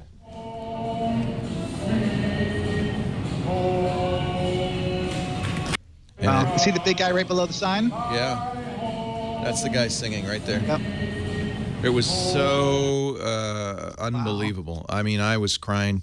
Lisa was crying. Yeah. Just a little. If you got that whole video, that would have gone viral. I should have got the whole thing, but I just felt I didn't want to impose. Well, that's how I felt when I had that fallen soldier on my flight, and I kind of hit it. I just kind of hit it, but I took it, and next thing you know, the thing had 2 million views in 2 days. Yeah. It's something that people need to see. It touches people, and they do need to see it. I think you're right. And it gives people a better, feeling for America. Because if travel overseas, not everyone has the same feeling. And then when they start hearing about these things, because usually on the news in other countries, they're playing Jerry Springer or showing stuff like that. They get the wrong point of view. Yeah. Well, and anyway, yep. Anyway. But I was proud of. My buddy's name was Cesar Murillo, by the way. Cesar Murillo. Yeah, he was the man. How old was he? Young. He was 30. Yeah. 30. One of the people reading the names was a 14-year-old boy who lost his father. He says, "I was only 3 months old when my dad died. I don't remember him, but we, stand in as a living testament to his life, and we'll never forget you, Dad." And I was like, "Oh my God!" Hey, those firefighters were, and the firefighters who ran in, and the flight attendants. People forget a lot about. These guys were all the heroes. They were amazing heroes.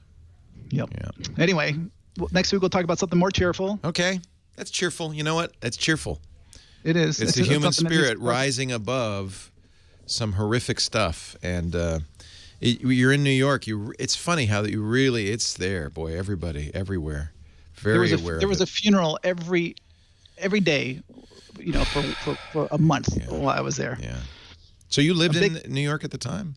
I was commuting, but I was in my apartment, and my internet wasn't working. One of our hosts, Jeff Jarvis, just got off the PATH train, 15 minutes before. Anyway, got to run. Thank you, Johnny. Take care. Leo Laporte, the tech guy, 8888. Ask Leo. That's the phone number. Back to the phones. Jamie in Hollywood. Hello, Jamie. Hollywood. Is that the guy? This is the guy. Are you the guy? Here's the guy talking to the guy. Wow, I'm talking to the guy that I've been treasuring. Thank you, Jamie. Nice to talk to you. For so many years. Oh, you're very kind. So many years. Scott Wilkinson, Johnny Jett, Dr. Mom. Good Lord. It's kind of a family now. It's kind of a family, isn't it? We were in New York, as I mentioned, and on Wednesday we had a meetup of fans at a little bar. My old hometown. Yeah. So much fun. Seeing everybody. Dr. Mom was there. Dick DiBartolo, our Giz Wiz, who's coming up in an hour, was there. It was really anyway. Thanks to everybody. Is stream still on your boat? On my boat? Yeah, I think they advertise on one of our local stations. They don't advertise on the network. They're fools if they don't come back to you. I think we sold a few accounts. Good. Well, a lot of friends out here call me a business intuitionist. You know what that means? No, I like it though. I like it. Yeah. Oh, thanks. You are a seer. Kind of. Runs in the family. Kind of like a Thomas Nostradamus. Kind of I see the future. That's very kind. You're very kind. What do you see as the future, Mr. Business Intuitionist? What do you see? You want to talk about your birthday, or where we go? No. Let's do that. Let's stick with technology. Well, let's do that. And it's got a chip in it. I swear it does. Yes. And I want to talk about that, and maybe a little website if you're kind of. I'll give you a plug. We always like to do that. Sure. It does have a chip in it. I believe it's the hottest gift of the year. What is that? What do you think about this? Because I know you reviewed it and you talked about it for a little bit, and that's the Amazon Echo. I have my own play on the Apple University that's happening. So let's talk about the Amazon Echo, which is a black tube with a speaker and a microphone in it, and it has a name, and you can talk to it, and it will do things for you. It's kind of like Siri, but on a permanent installation.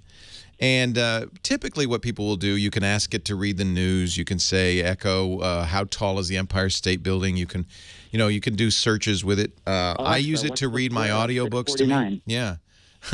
I use it to read my audiobooks. 49 squares, 421,201. You see what I'm saying? That's Echo. Yeah. So I'll tell you how all in I am. I have two of them. Yeah. I have one in the bedroom, one in the kitchen. I wish I had more. I want one in my office too, because once you get used to talking, you don't feel like you're talking to the Echo. You feel like you're talking to the room. Weird, right? I use it in the kitchen. I'll say, set a timer for 12 minutes, set a timer for 8 minutes, set a timer for 4 minutes. Multiple timers. Great. Yeah. What's the prime divided by 4? The prime number is a natural number. Great. I'm sorry. You paused too long, and Alexa said, "I'm going to talk." She overrides it, and she's always louder. Yeah. Alexa, what's pi divided by 4? I can't find the answer to the question. You made it too hard. What is pi divided by 4? Anyways, it's pretty amazing. Last night I wanted to listen to one of our shows, and my wife was laughing because I started as one does with her name. I'm not going to say the name on the radio because I don't want to trigger it. But I said, Echo, play Twit Live, and then I went, and it started playing the right show. You've had that happen, right? You start to, and anytime you're dictating to a device, whether it's Siri, Google Now, Echo, sometimes you forget what you were going to say, and you go, she got it. I don't know how. She knew what I wanted. It's such a treat. It is such a treat to talk to you. I've been listening to you for over 15 years, and it's a real treasure to talk to you. James, the business intuitionist. Tell me what your website is. We'll get a plug in here.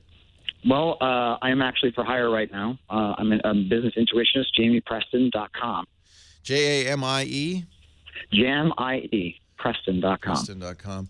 And do you will you read my palm? Will you read the tea leaves? What will you use for your... Well, no, we just talk. We talk about technology and life, and it just spans out automatically. It happens over wine, over a good bottle of wine. And you're also an actor, I see. Yeah, I did a little stuff. If you want to look at How to Get Away with Murder, you'll see me on the first episode, September 24th, on How to Get Away with Murder. And but more importantly, that's side stuff. More importantly, if you hired me yesterday, if Apple hired me yesterday, I would pick you all day because you're my fave. Just let you know. Jamie, God bless. Thanks for calling. I appreciate it. Jamie Preston.com, Jamie. Line 3, Art, Los Angeles. Leo Laporte, the tech guy. Hi, Art. Hi. Hey. How are you? I'm good. How are you? I'm good. Hey, the thing that crosses my mind is that I am having so much trouble with Windows 10. Are you? Tell me what your troubles are. Oh, okay. First, I have two computers. I have an Acer 7600U. It's an all-in-one 27-inch, beautiful machine. Yeah. Okay, I went and I did like I was a good little boy supposed to, registered to get the Windows 10. All right. It didn't come back and tell me that, hey, you can load now, so I got anxious. Oh, mistake numero uno. I did the same thing. And found out, I could load it myself. Yeah, so don't. I did that. Yeah, don't. So there's a reason why Microsoft didn't say it's ready for you. There are compatibility issues of some kind. Yeah, and I think I found out what that was. It was NVIDIA card. Yep. Sorry. So my strong advice, and I did this. Look, I'm impatient too. I did the same thing. I had a Dell, brand new. I got it earlier this year, XPS 13. I got impatient. I downloaded Windows 10 and installed it. Never activated. Drivers didn't work. Blah blah blah. So I rolled back, and you can do this still. You have 30 days to do it. Go to the hit Windows key, type recovery. You'll see recovery options. One of them is to roll back to your previous version of Windows. Do that. I can't. Why not? I think I deleted the file. You went all in, didn't you? Oh yeah. Yeah. So I'll tell you what I did. I rolled back and I waited almost immediately. Microsoft said, okay, we got it for you now. And the difference was the ISO I downloaded from Microsoft, the file I downloaded from Microsoft, didn't include all the Dell stuff, didn't include all the Dell drivers. When I did the upgrade, when Microsoft said go, it did. The Dell updater was there, all of the Dell drivers, everything worked. It activated immediately. It was a much better experience. Now, here's the good news. You can't roll back. You should, if, by the way, this happens to you, everybody else, you should roll back and wait.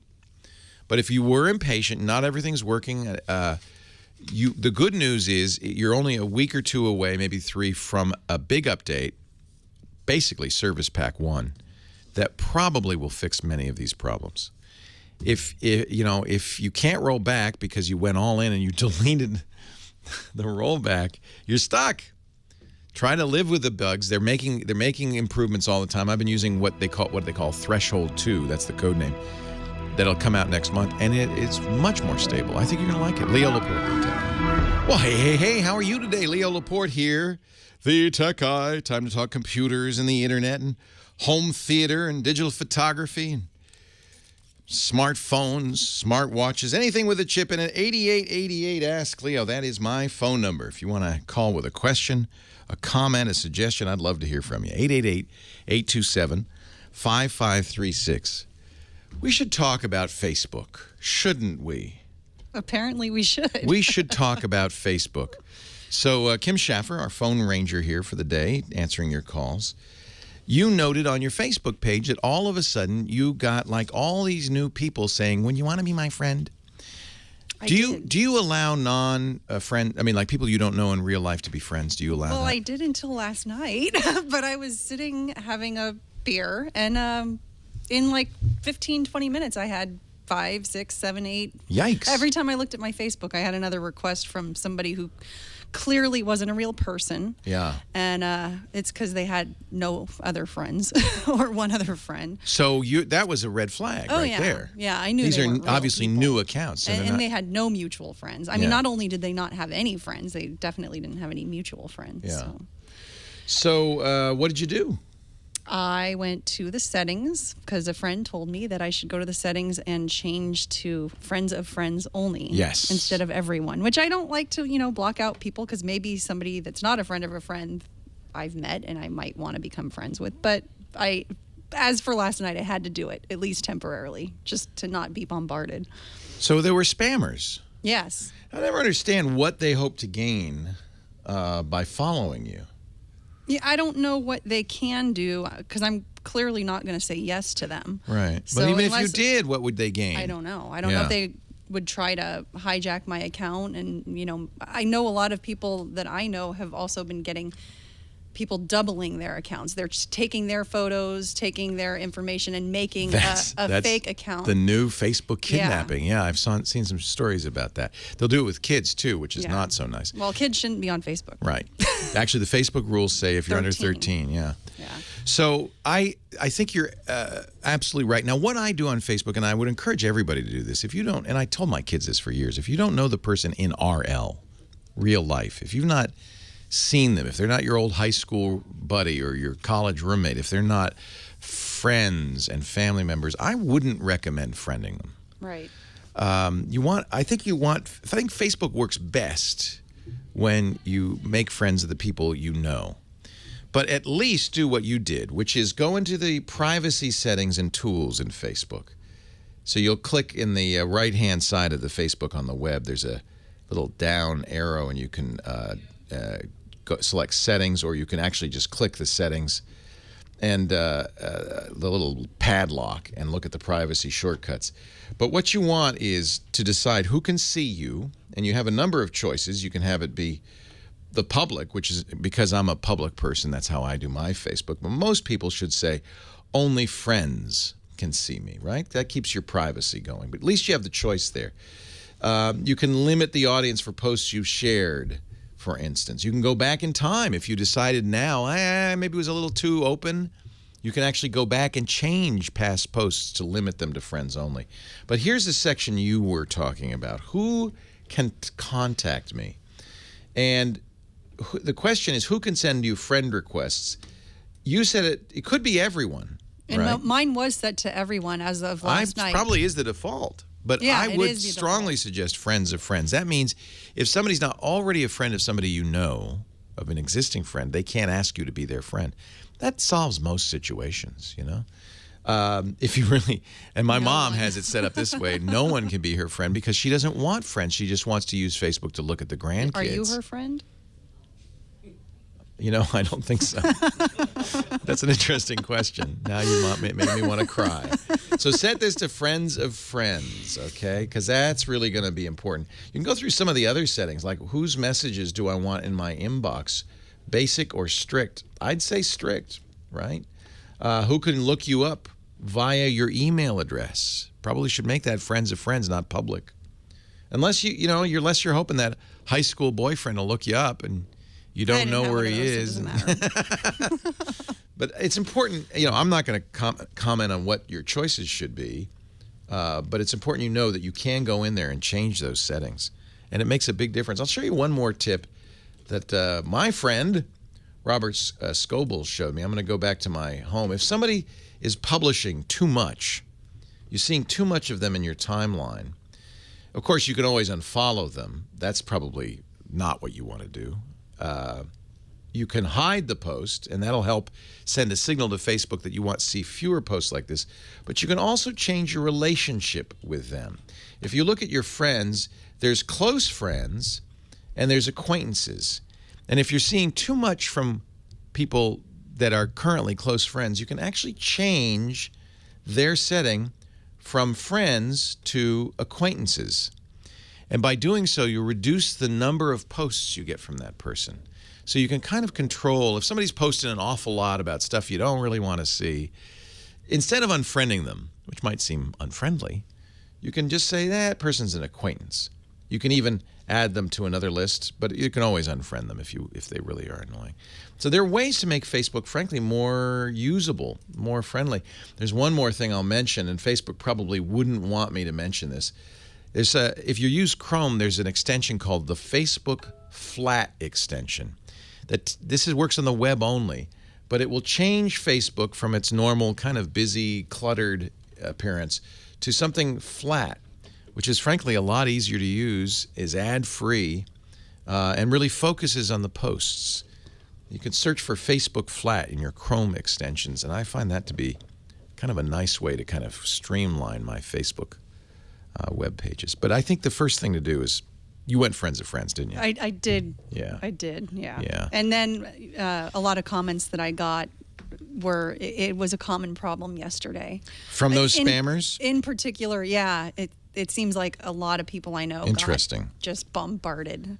So I don't know what the significance of yesterday was, but Oh, probably these things are all done by robots, I'm sorry to say. And so probably somebody just set up a new robot and started doing a lot of this. It's spam. It's a form of spam.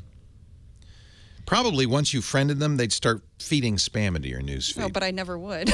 I'm pretty particular. Well, they count on people not being so particular. Yeah. So good for you that you're smart enough to do that. And I have no problem with having friends of friends. That's how I do it. But, of course, I'm also a public, so I allow anybody to follow me, which means people can follow my Facebook posts. But, see, I know what I'm doing. I'm not – if I don't want people to see it, I can make a post only friends or, make it more private. And most of the time it's public. I get requests for that reason as well, just because of the whole media connection. Yeah, if you're a public figure. I'm not a public figure, but media. What do you mean? You're on the radio. I hear you every week on the radio. Just with you. I think you are a public figure. Bad news, Kim. Oh, dear. Uh-oh. Kim Schaffer answering the phones and unfriending as we go. 8888 Ask Leo, the phone number. It's a good idea with Facebook, especially because they change the rules a lot to kind of go in there every once in a while. Look at those security and privacy settings. They've made that much easier. If you click on that padlock, the most important settings are there, and you can go in there and pay attention because, frankly, Facebook should be a place that's a safe space for you to post, to talk to friends, to talk to family members, and you want to keep it that way. And so choosing the right people to befriend on Facebook helps a lot.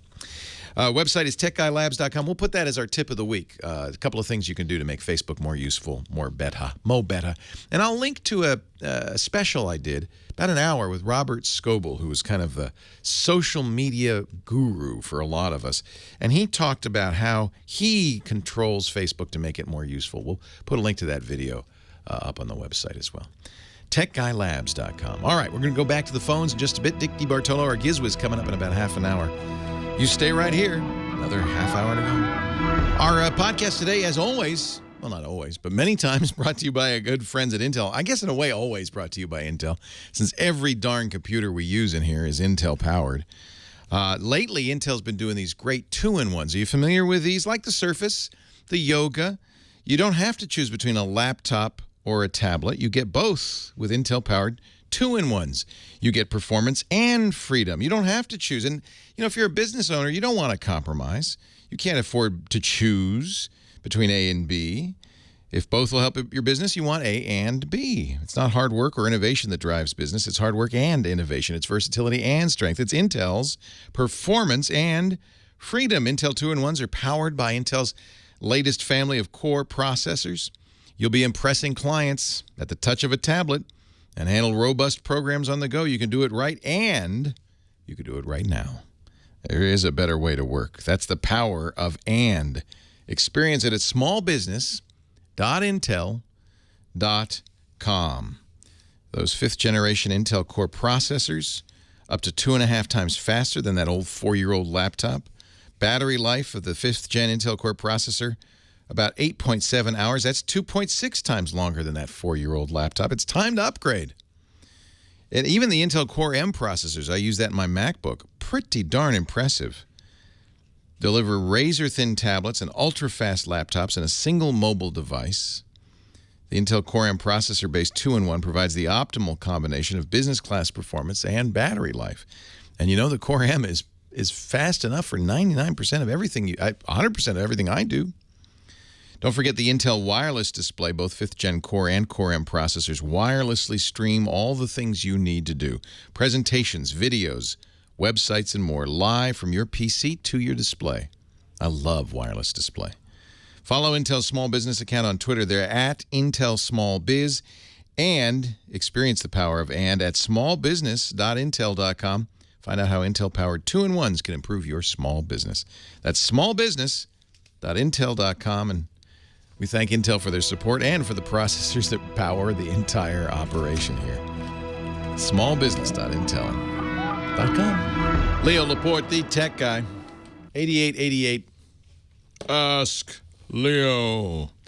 That's the phone number. Ellie is on the line, my old friend from Honolulu. Aloha, Ellie. Aloha, Leo. How are you today? Hey, Leo, will the friendly ghost deliver to Hawaii? The what? The friendly ghost. Casper. People don't know what you're talking about. You understand? She's talking about our sponsor, Casper Mattresses.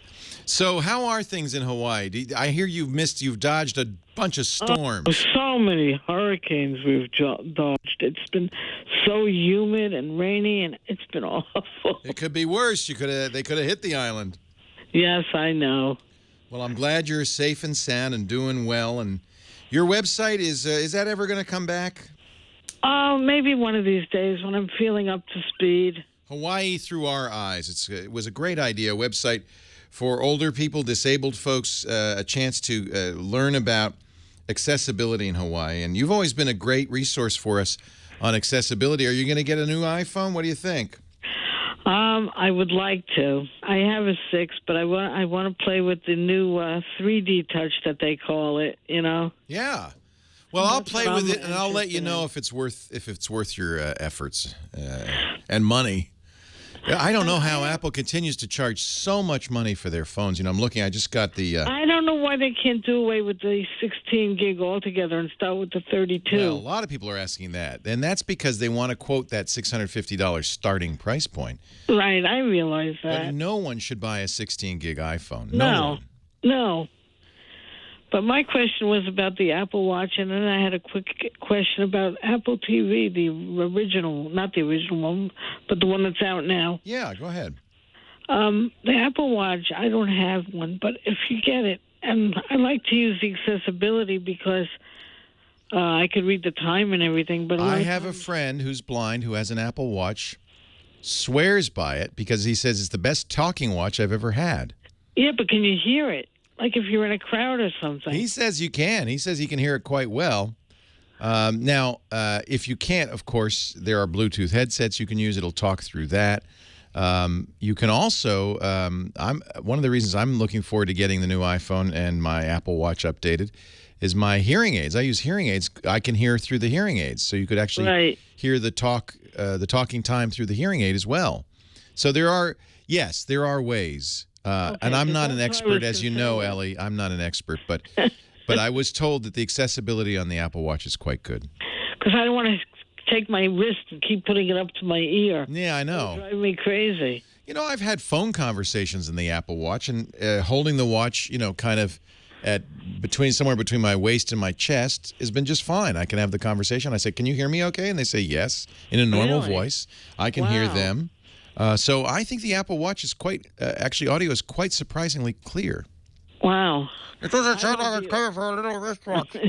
I love the audio on the audio FaceTime calls. I think it's great. It's better than the regular iPhone call. Yep, FaceTime. I'm pretty sure FaceTime will be supported in 2.0 if it's not already. I think they've. Look, I will be very clear, as I have been before. The Apple Watch is a luxury, not a necessity. It's an accessory. People who love gadgets love it. There are some specific uses, for instance, if you're blind, that make a lot of sense. But for most people, the Apple Watch is not a necessity by any means. It's just something fun to have. But my TV, the Apple TV, the streaming keeps stuttering. We'll be watching a baseball game, and all of a sudden, it'll just freeze. So there's really only one thing you can do to make that better, which is to hardwire your Apple TV to your internet. Okay, because we have it running through the time capsule. Yeah. So Wi-Fi is always going to be problematic. So if you can get a wire from your router to the Apple TV, that will be better. It may just be that your internet connectivity is not sufficient. A lot of times, people have these problems, video stuttering, and I'll hear it from them all the time. Hey, I can't watch your video because it keeps stuttering.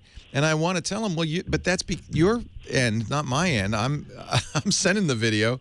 But if you don't have enough bandwidth, video is a hard thing to do. Right. So it's really up to your internet service provider giving you enough bandwidth, and then you making sure that bandwidth, 100% of it, gets to the Apple TV. Wi-Fi is not great. The time capsule, I have to say, for a long time, I've been a big fan of Apple's routers. I have the latest Airport Extreme, the AC version. Very disappointed with it. It drops signals all the time. It's been I have the one still from 2008, that one. I think the quality's gone downhill on these things.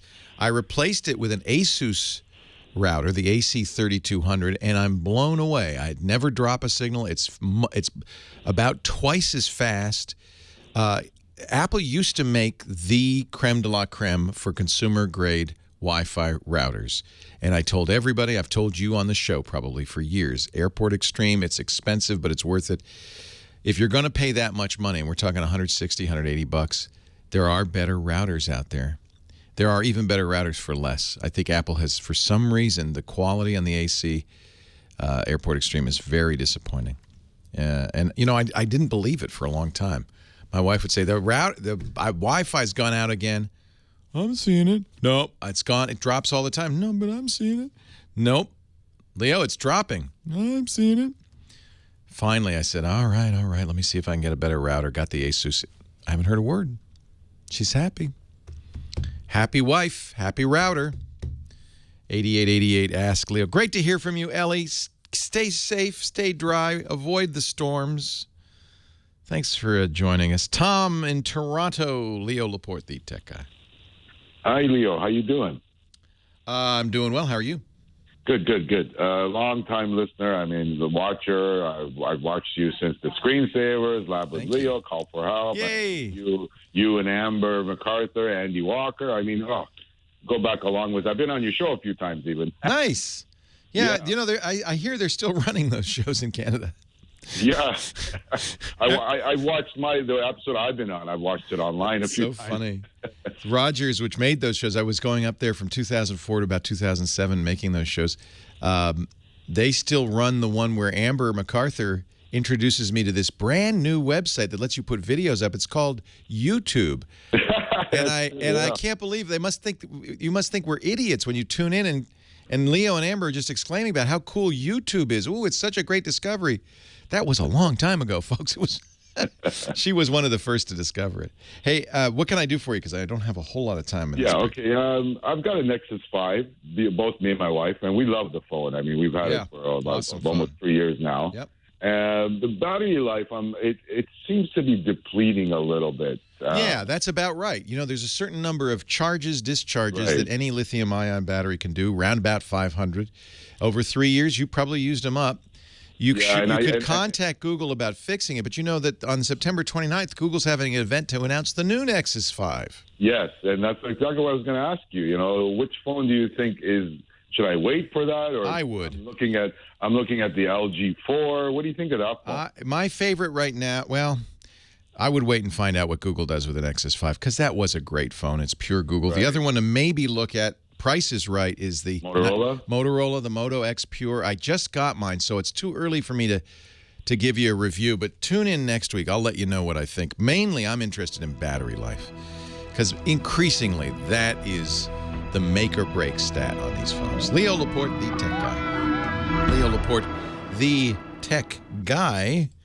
And back to the phones we go. Our next call from Lee in San Fernando Valley. Hi, Lee. Hey, Leo, how are you? I'm well. How are you? I'm hanging in there. All right. Enjoy your show. I've been listening to you for a long time. Thank you very much. I appreciate it. And being an old radio guy myself, you're very good on the air. Oh, well, you know, thank you. Gosh, gorsh. I don't know what to say. Thank you. Golly gee. Golly. Listen, I'm here to ask you about Ancient Aliens. I'm running Windows XP. Whoa. XP Pro, Service Pack 3.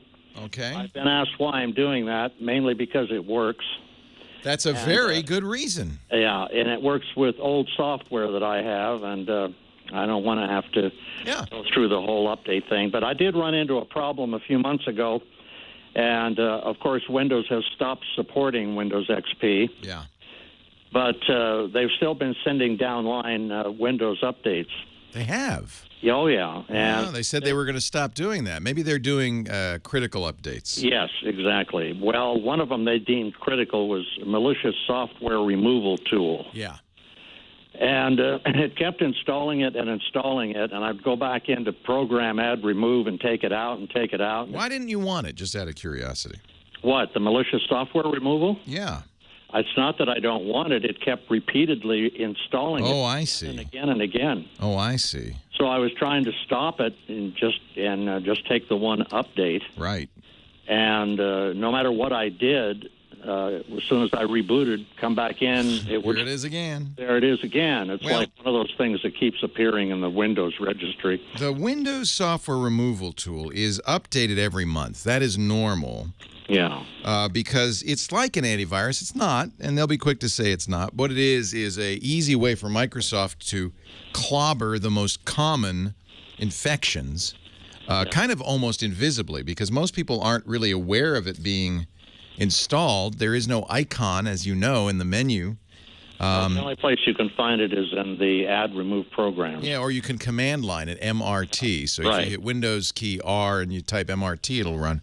And we do recommend that. It's a useful tool. It's not a replacement for an antivirus, but it is a good idea. You know, Microsoft and Apple both, Google too, are looking for ways to protect people kind of transparently without their doing anything, because people tend not to do updates. They tend to not protect themselves. So Microsoft has provided this as a mechanism for just kind of, we're going to install it every second Tuesday of the month, a new, you don't get a whole new program usually. You'll get a new definition file, and it'll do a quick scan of your hard drive so you don't get bothered by it.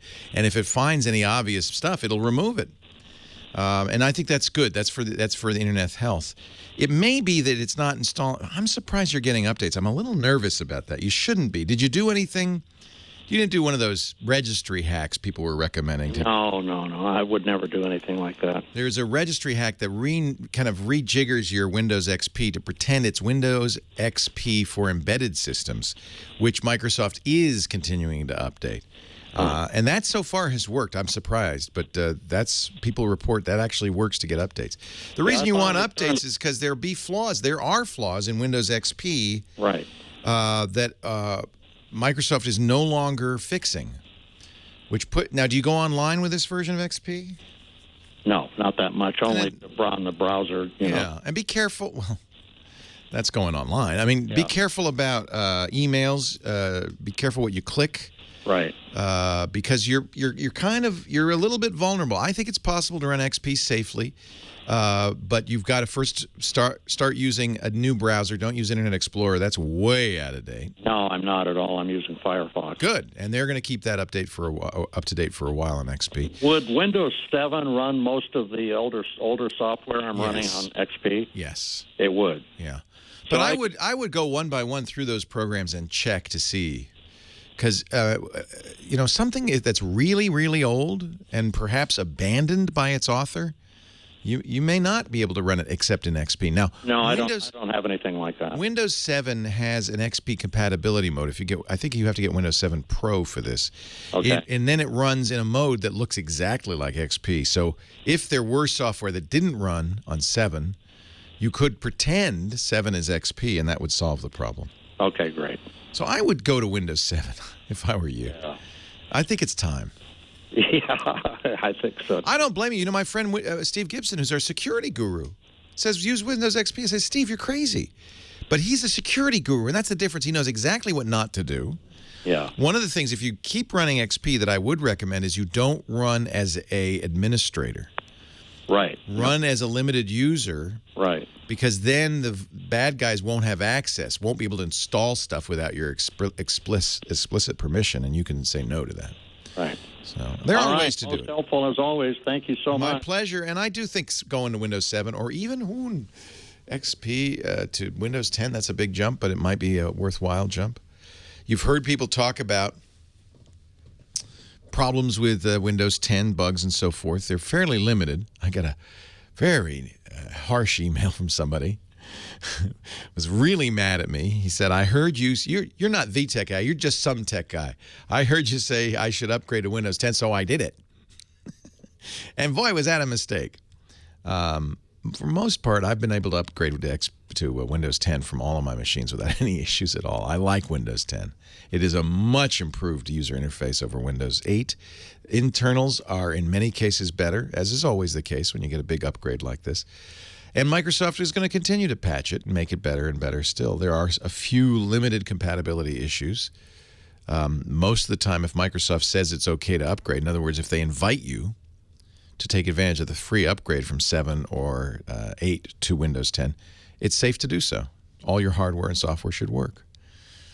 You've heard us say, don't rush it. Let Microsoft tell you it's safe. And there are some, isolated issues. I guess he had an issue with Skype not working. I don't know. I've been able to use Skype. It's usually some specialized hardware and software that has problems. I really like Windows 10. I think Microsoft made all the right moves with that one.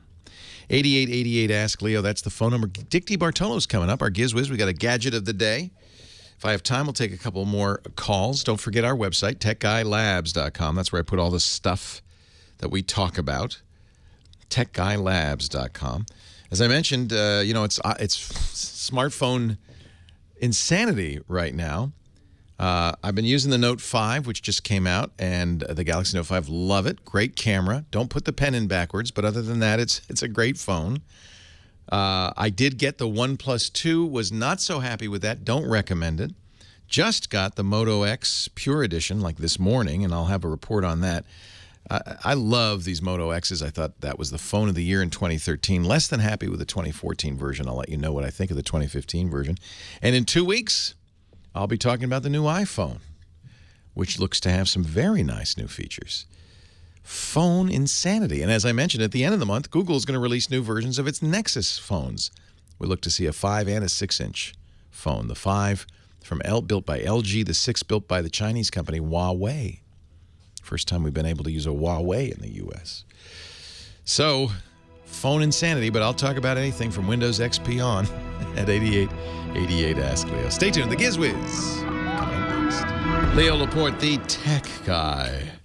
8888 Ask Leo. Talking high tech with Dickie D. Dick DeBartolo, Mad Magazine's maddest writer. Nice compliment for you in the chat room, Dickie D. I don't know if you saw it. Every time I see Dickie, it reminds me of my childhood reading Mad. Maybe that's why I'm so screwed up at the age of 59. And that's a compliment. That's from Barfly in the chat room. So great. Dick DeBartolo is my childhood idol too. It's always a thrill to get him on the horn. He is not only Mad Magazine's maddest writer. He's been for many years a gadget hound. And talks about gadgets. We had fun, by the way. Thank you for coming to the meetup was super. People were so complimentary. It was great. Oh, they love you. That's why, Dick. We had I was in New York, and on Wednesday we got together and at a bar called Rattle and Hum. Yeah, which was fun. And we had. It was great. How many people would you say? Maybe a couple hundred. You know what? I had guessed about 100 to 150, but you stayed longer than I. It was stayed another out. hour. It was stretched out over 3 hours. Yeah. So I don't know. I mean, it's hard. We didn't I personally, I paid for 100 to come, so I don't know how many. Oh well, I had 150. So there were at least 100, and then there were your friends, so 110. Right. Yeah, it may even have been maybe we double paid, and that would really make me mad. So Dick comes to us each week with, besides his witty repartee, usually with a gadget or two for us. What do you got? Yeah, well, you know what? This is an amazing new gadget from a company that you will probably recall. It could be 4 years ago, Leo. We were at CES, and we covered one event together, and we saw for the first time the Sphero ball. Sphero. Yes. Sphero. Phero. Yes. And it ran around the floor, and that was it. And then a year later, they said, "We have a new one." I said, "Well, what does it do different?" They said, "Well, now it goes like up a ramp and over a ramp." I said, "Well, kind of the same thing." It just seemed like they were having trouble really finding a use for it. It was cool. Well, they have now because they have come out with something called BB-8, which is a droid that is in the new Star Wars movie coming in December. And there is a big BB-8 in the movie. I think he's like 2.5, he's 3 feet. He's R2-D2 size, yeah. Yes, exactly. But they have now, and it kind of uses the Sphero ball, but it has a head on it, and it's kind of great because the ball rolls all over the place, and the head keeps balancing on the top really of the ball. Cool. I have to say, it is quite cool. Yeah. I mean, like, this is the ultimate thing for them to do. and you can set it for patrol, and it can go around the perimeter of your house. You can talk to it. They sent me one. It's a very big program. I started downloading a program. It took about 10 minutes. It goes and then on my your phone, iPhone or your on your Android. Android or iPhone, and then my phone stopped and said, "You don't have enough memory." So I had to erase a lot of apps. But I think they're going to be wildly successful. This is the toy for Christmas, isn't it? This is the Tickle toy. Me Elmo for 2015. Yes. Now it's $150. Yow! Suggested retail. I assume There are two of these, by the way. There's a cheap one that Target or somebody sells. That's not the same as what we're talking about. No. I think there's one that sort of just sits there and looks like. It looks like it might do something, but it doesn't. But if you want the one that you can talk to and program and add apps to, you want the one. You want the BB-8. It really has personality, which is so strange because there's not much to it, but somehow you feel like it's like a little pal, a little robot pal. Yeah, and it makes little noises and it lights up and it glows and it's great fun. Yeah, it's great. I played with Mike Elgin. Got one. His wife got him one. Yeah, and I played with it. I thought it's kind of fun. It's a lot of money for probably limited play. One of the things that's really fun, you can send a message to it, and it looks. They use augmented reality on your phone to make it look like you're Princess Leia, saying, "Help me, Obi-Wan Kenobi. You're my only hope." It projects it out of its eyeball. That's it's fake. Fun. I thought that was really Princess Leia. Help me, Dickie D. You're my only hope. Yes, we're having dinner tomorrow night. Okay. I'm glad you told me. It's a little pricey at $150, but I think it's fun.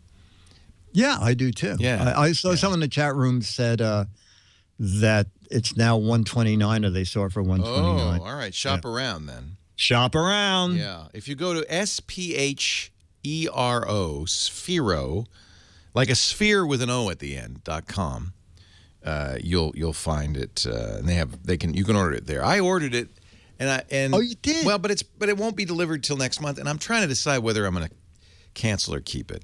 It's $150. Yeah, you know what? You're toy driven. You're gonna keep it. That's my motto. You're gonna, Leo you're Laporte. gonna keep it. We're toy driven. Yeah, that's kind of true. Yeah. Expensive toys too, unfortunately. Yeah. But anyway, I agree. And do you get to keep your Sphero? You know what? There was no return label in the box. So you get to keep it. Congratulations. Yes. That's my motto. Right. If you want it back, you better pay for it. Yeah, get a label get to a me. Label. But, yeah, exactly. Yeah. It's pretty cute. We played with it for a little bit on one of the shows, and I was impressed. And everybody's excited. Are you excited? I mean, the new Star Wars movie comes out in December. I'll be more excited if Mad wants to do it as a satire. Of course they will. Yeah. But Dick writes many of the movie satires. Yeah. It's hard. Why? It's hard when we're out every 2 months to do movies. You did the original Star Wars, didn't you? A lot, yeah. I have my George Lucas letter up there on the wall. Well, wait a minute. You have a letter from George Lucas? Yeah, when we did the first Star Wars, the lawyers wrote us and said, "We're suing you." What? Because Star Wars is copyrighted and you're using all our characters, and we would like the original artwork, and we would like 20% of your profits, because that's how long the satire was in your magazine. Unfortunately for Mort Drucker and I, we both got letters from George Lucas 2 days earlier that we should be given special Academy Awards for satire. He loved it. He loved it. So Bill Gaines took the lawyer's letter and a red magic marker wrote, "Gee, George liked it. Oh. See attached letter." Oh. And you never heard from him again, I hope. Never again. No. By the way, that's protected speech. It always has been. It's called parody. Oh, yeah. Parody is protected. So what was the name of your Star Wars parody? Star Wars, The Empire Strikes Out. Of course. The Empire Strikes Back. Of course. Go to gizwiz.biz. That's Dick's website. At gizwiz.biz, you'll find a link and some description of the Sphero BB-8. But you'll also, as you click along, find the What the Heck Is It contest, a brand new contest that runs through the end of October. Identify this little egg thing and you could win an autographed copy of Mad Magazine. Actually, you're more likely to win for the best wrong answer. So consider carefully which answer you give.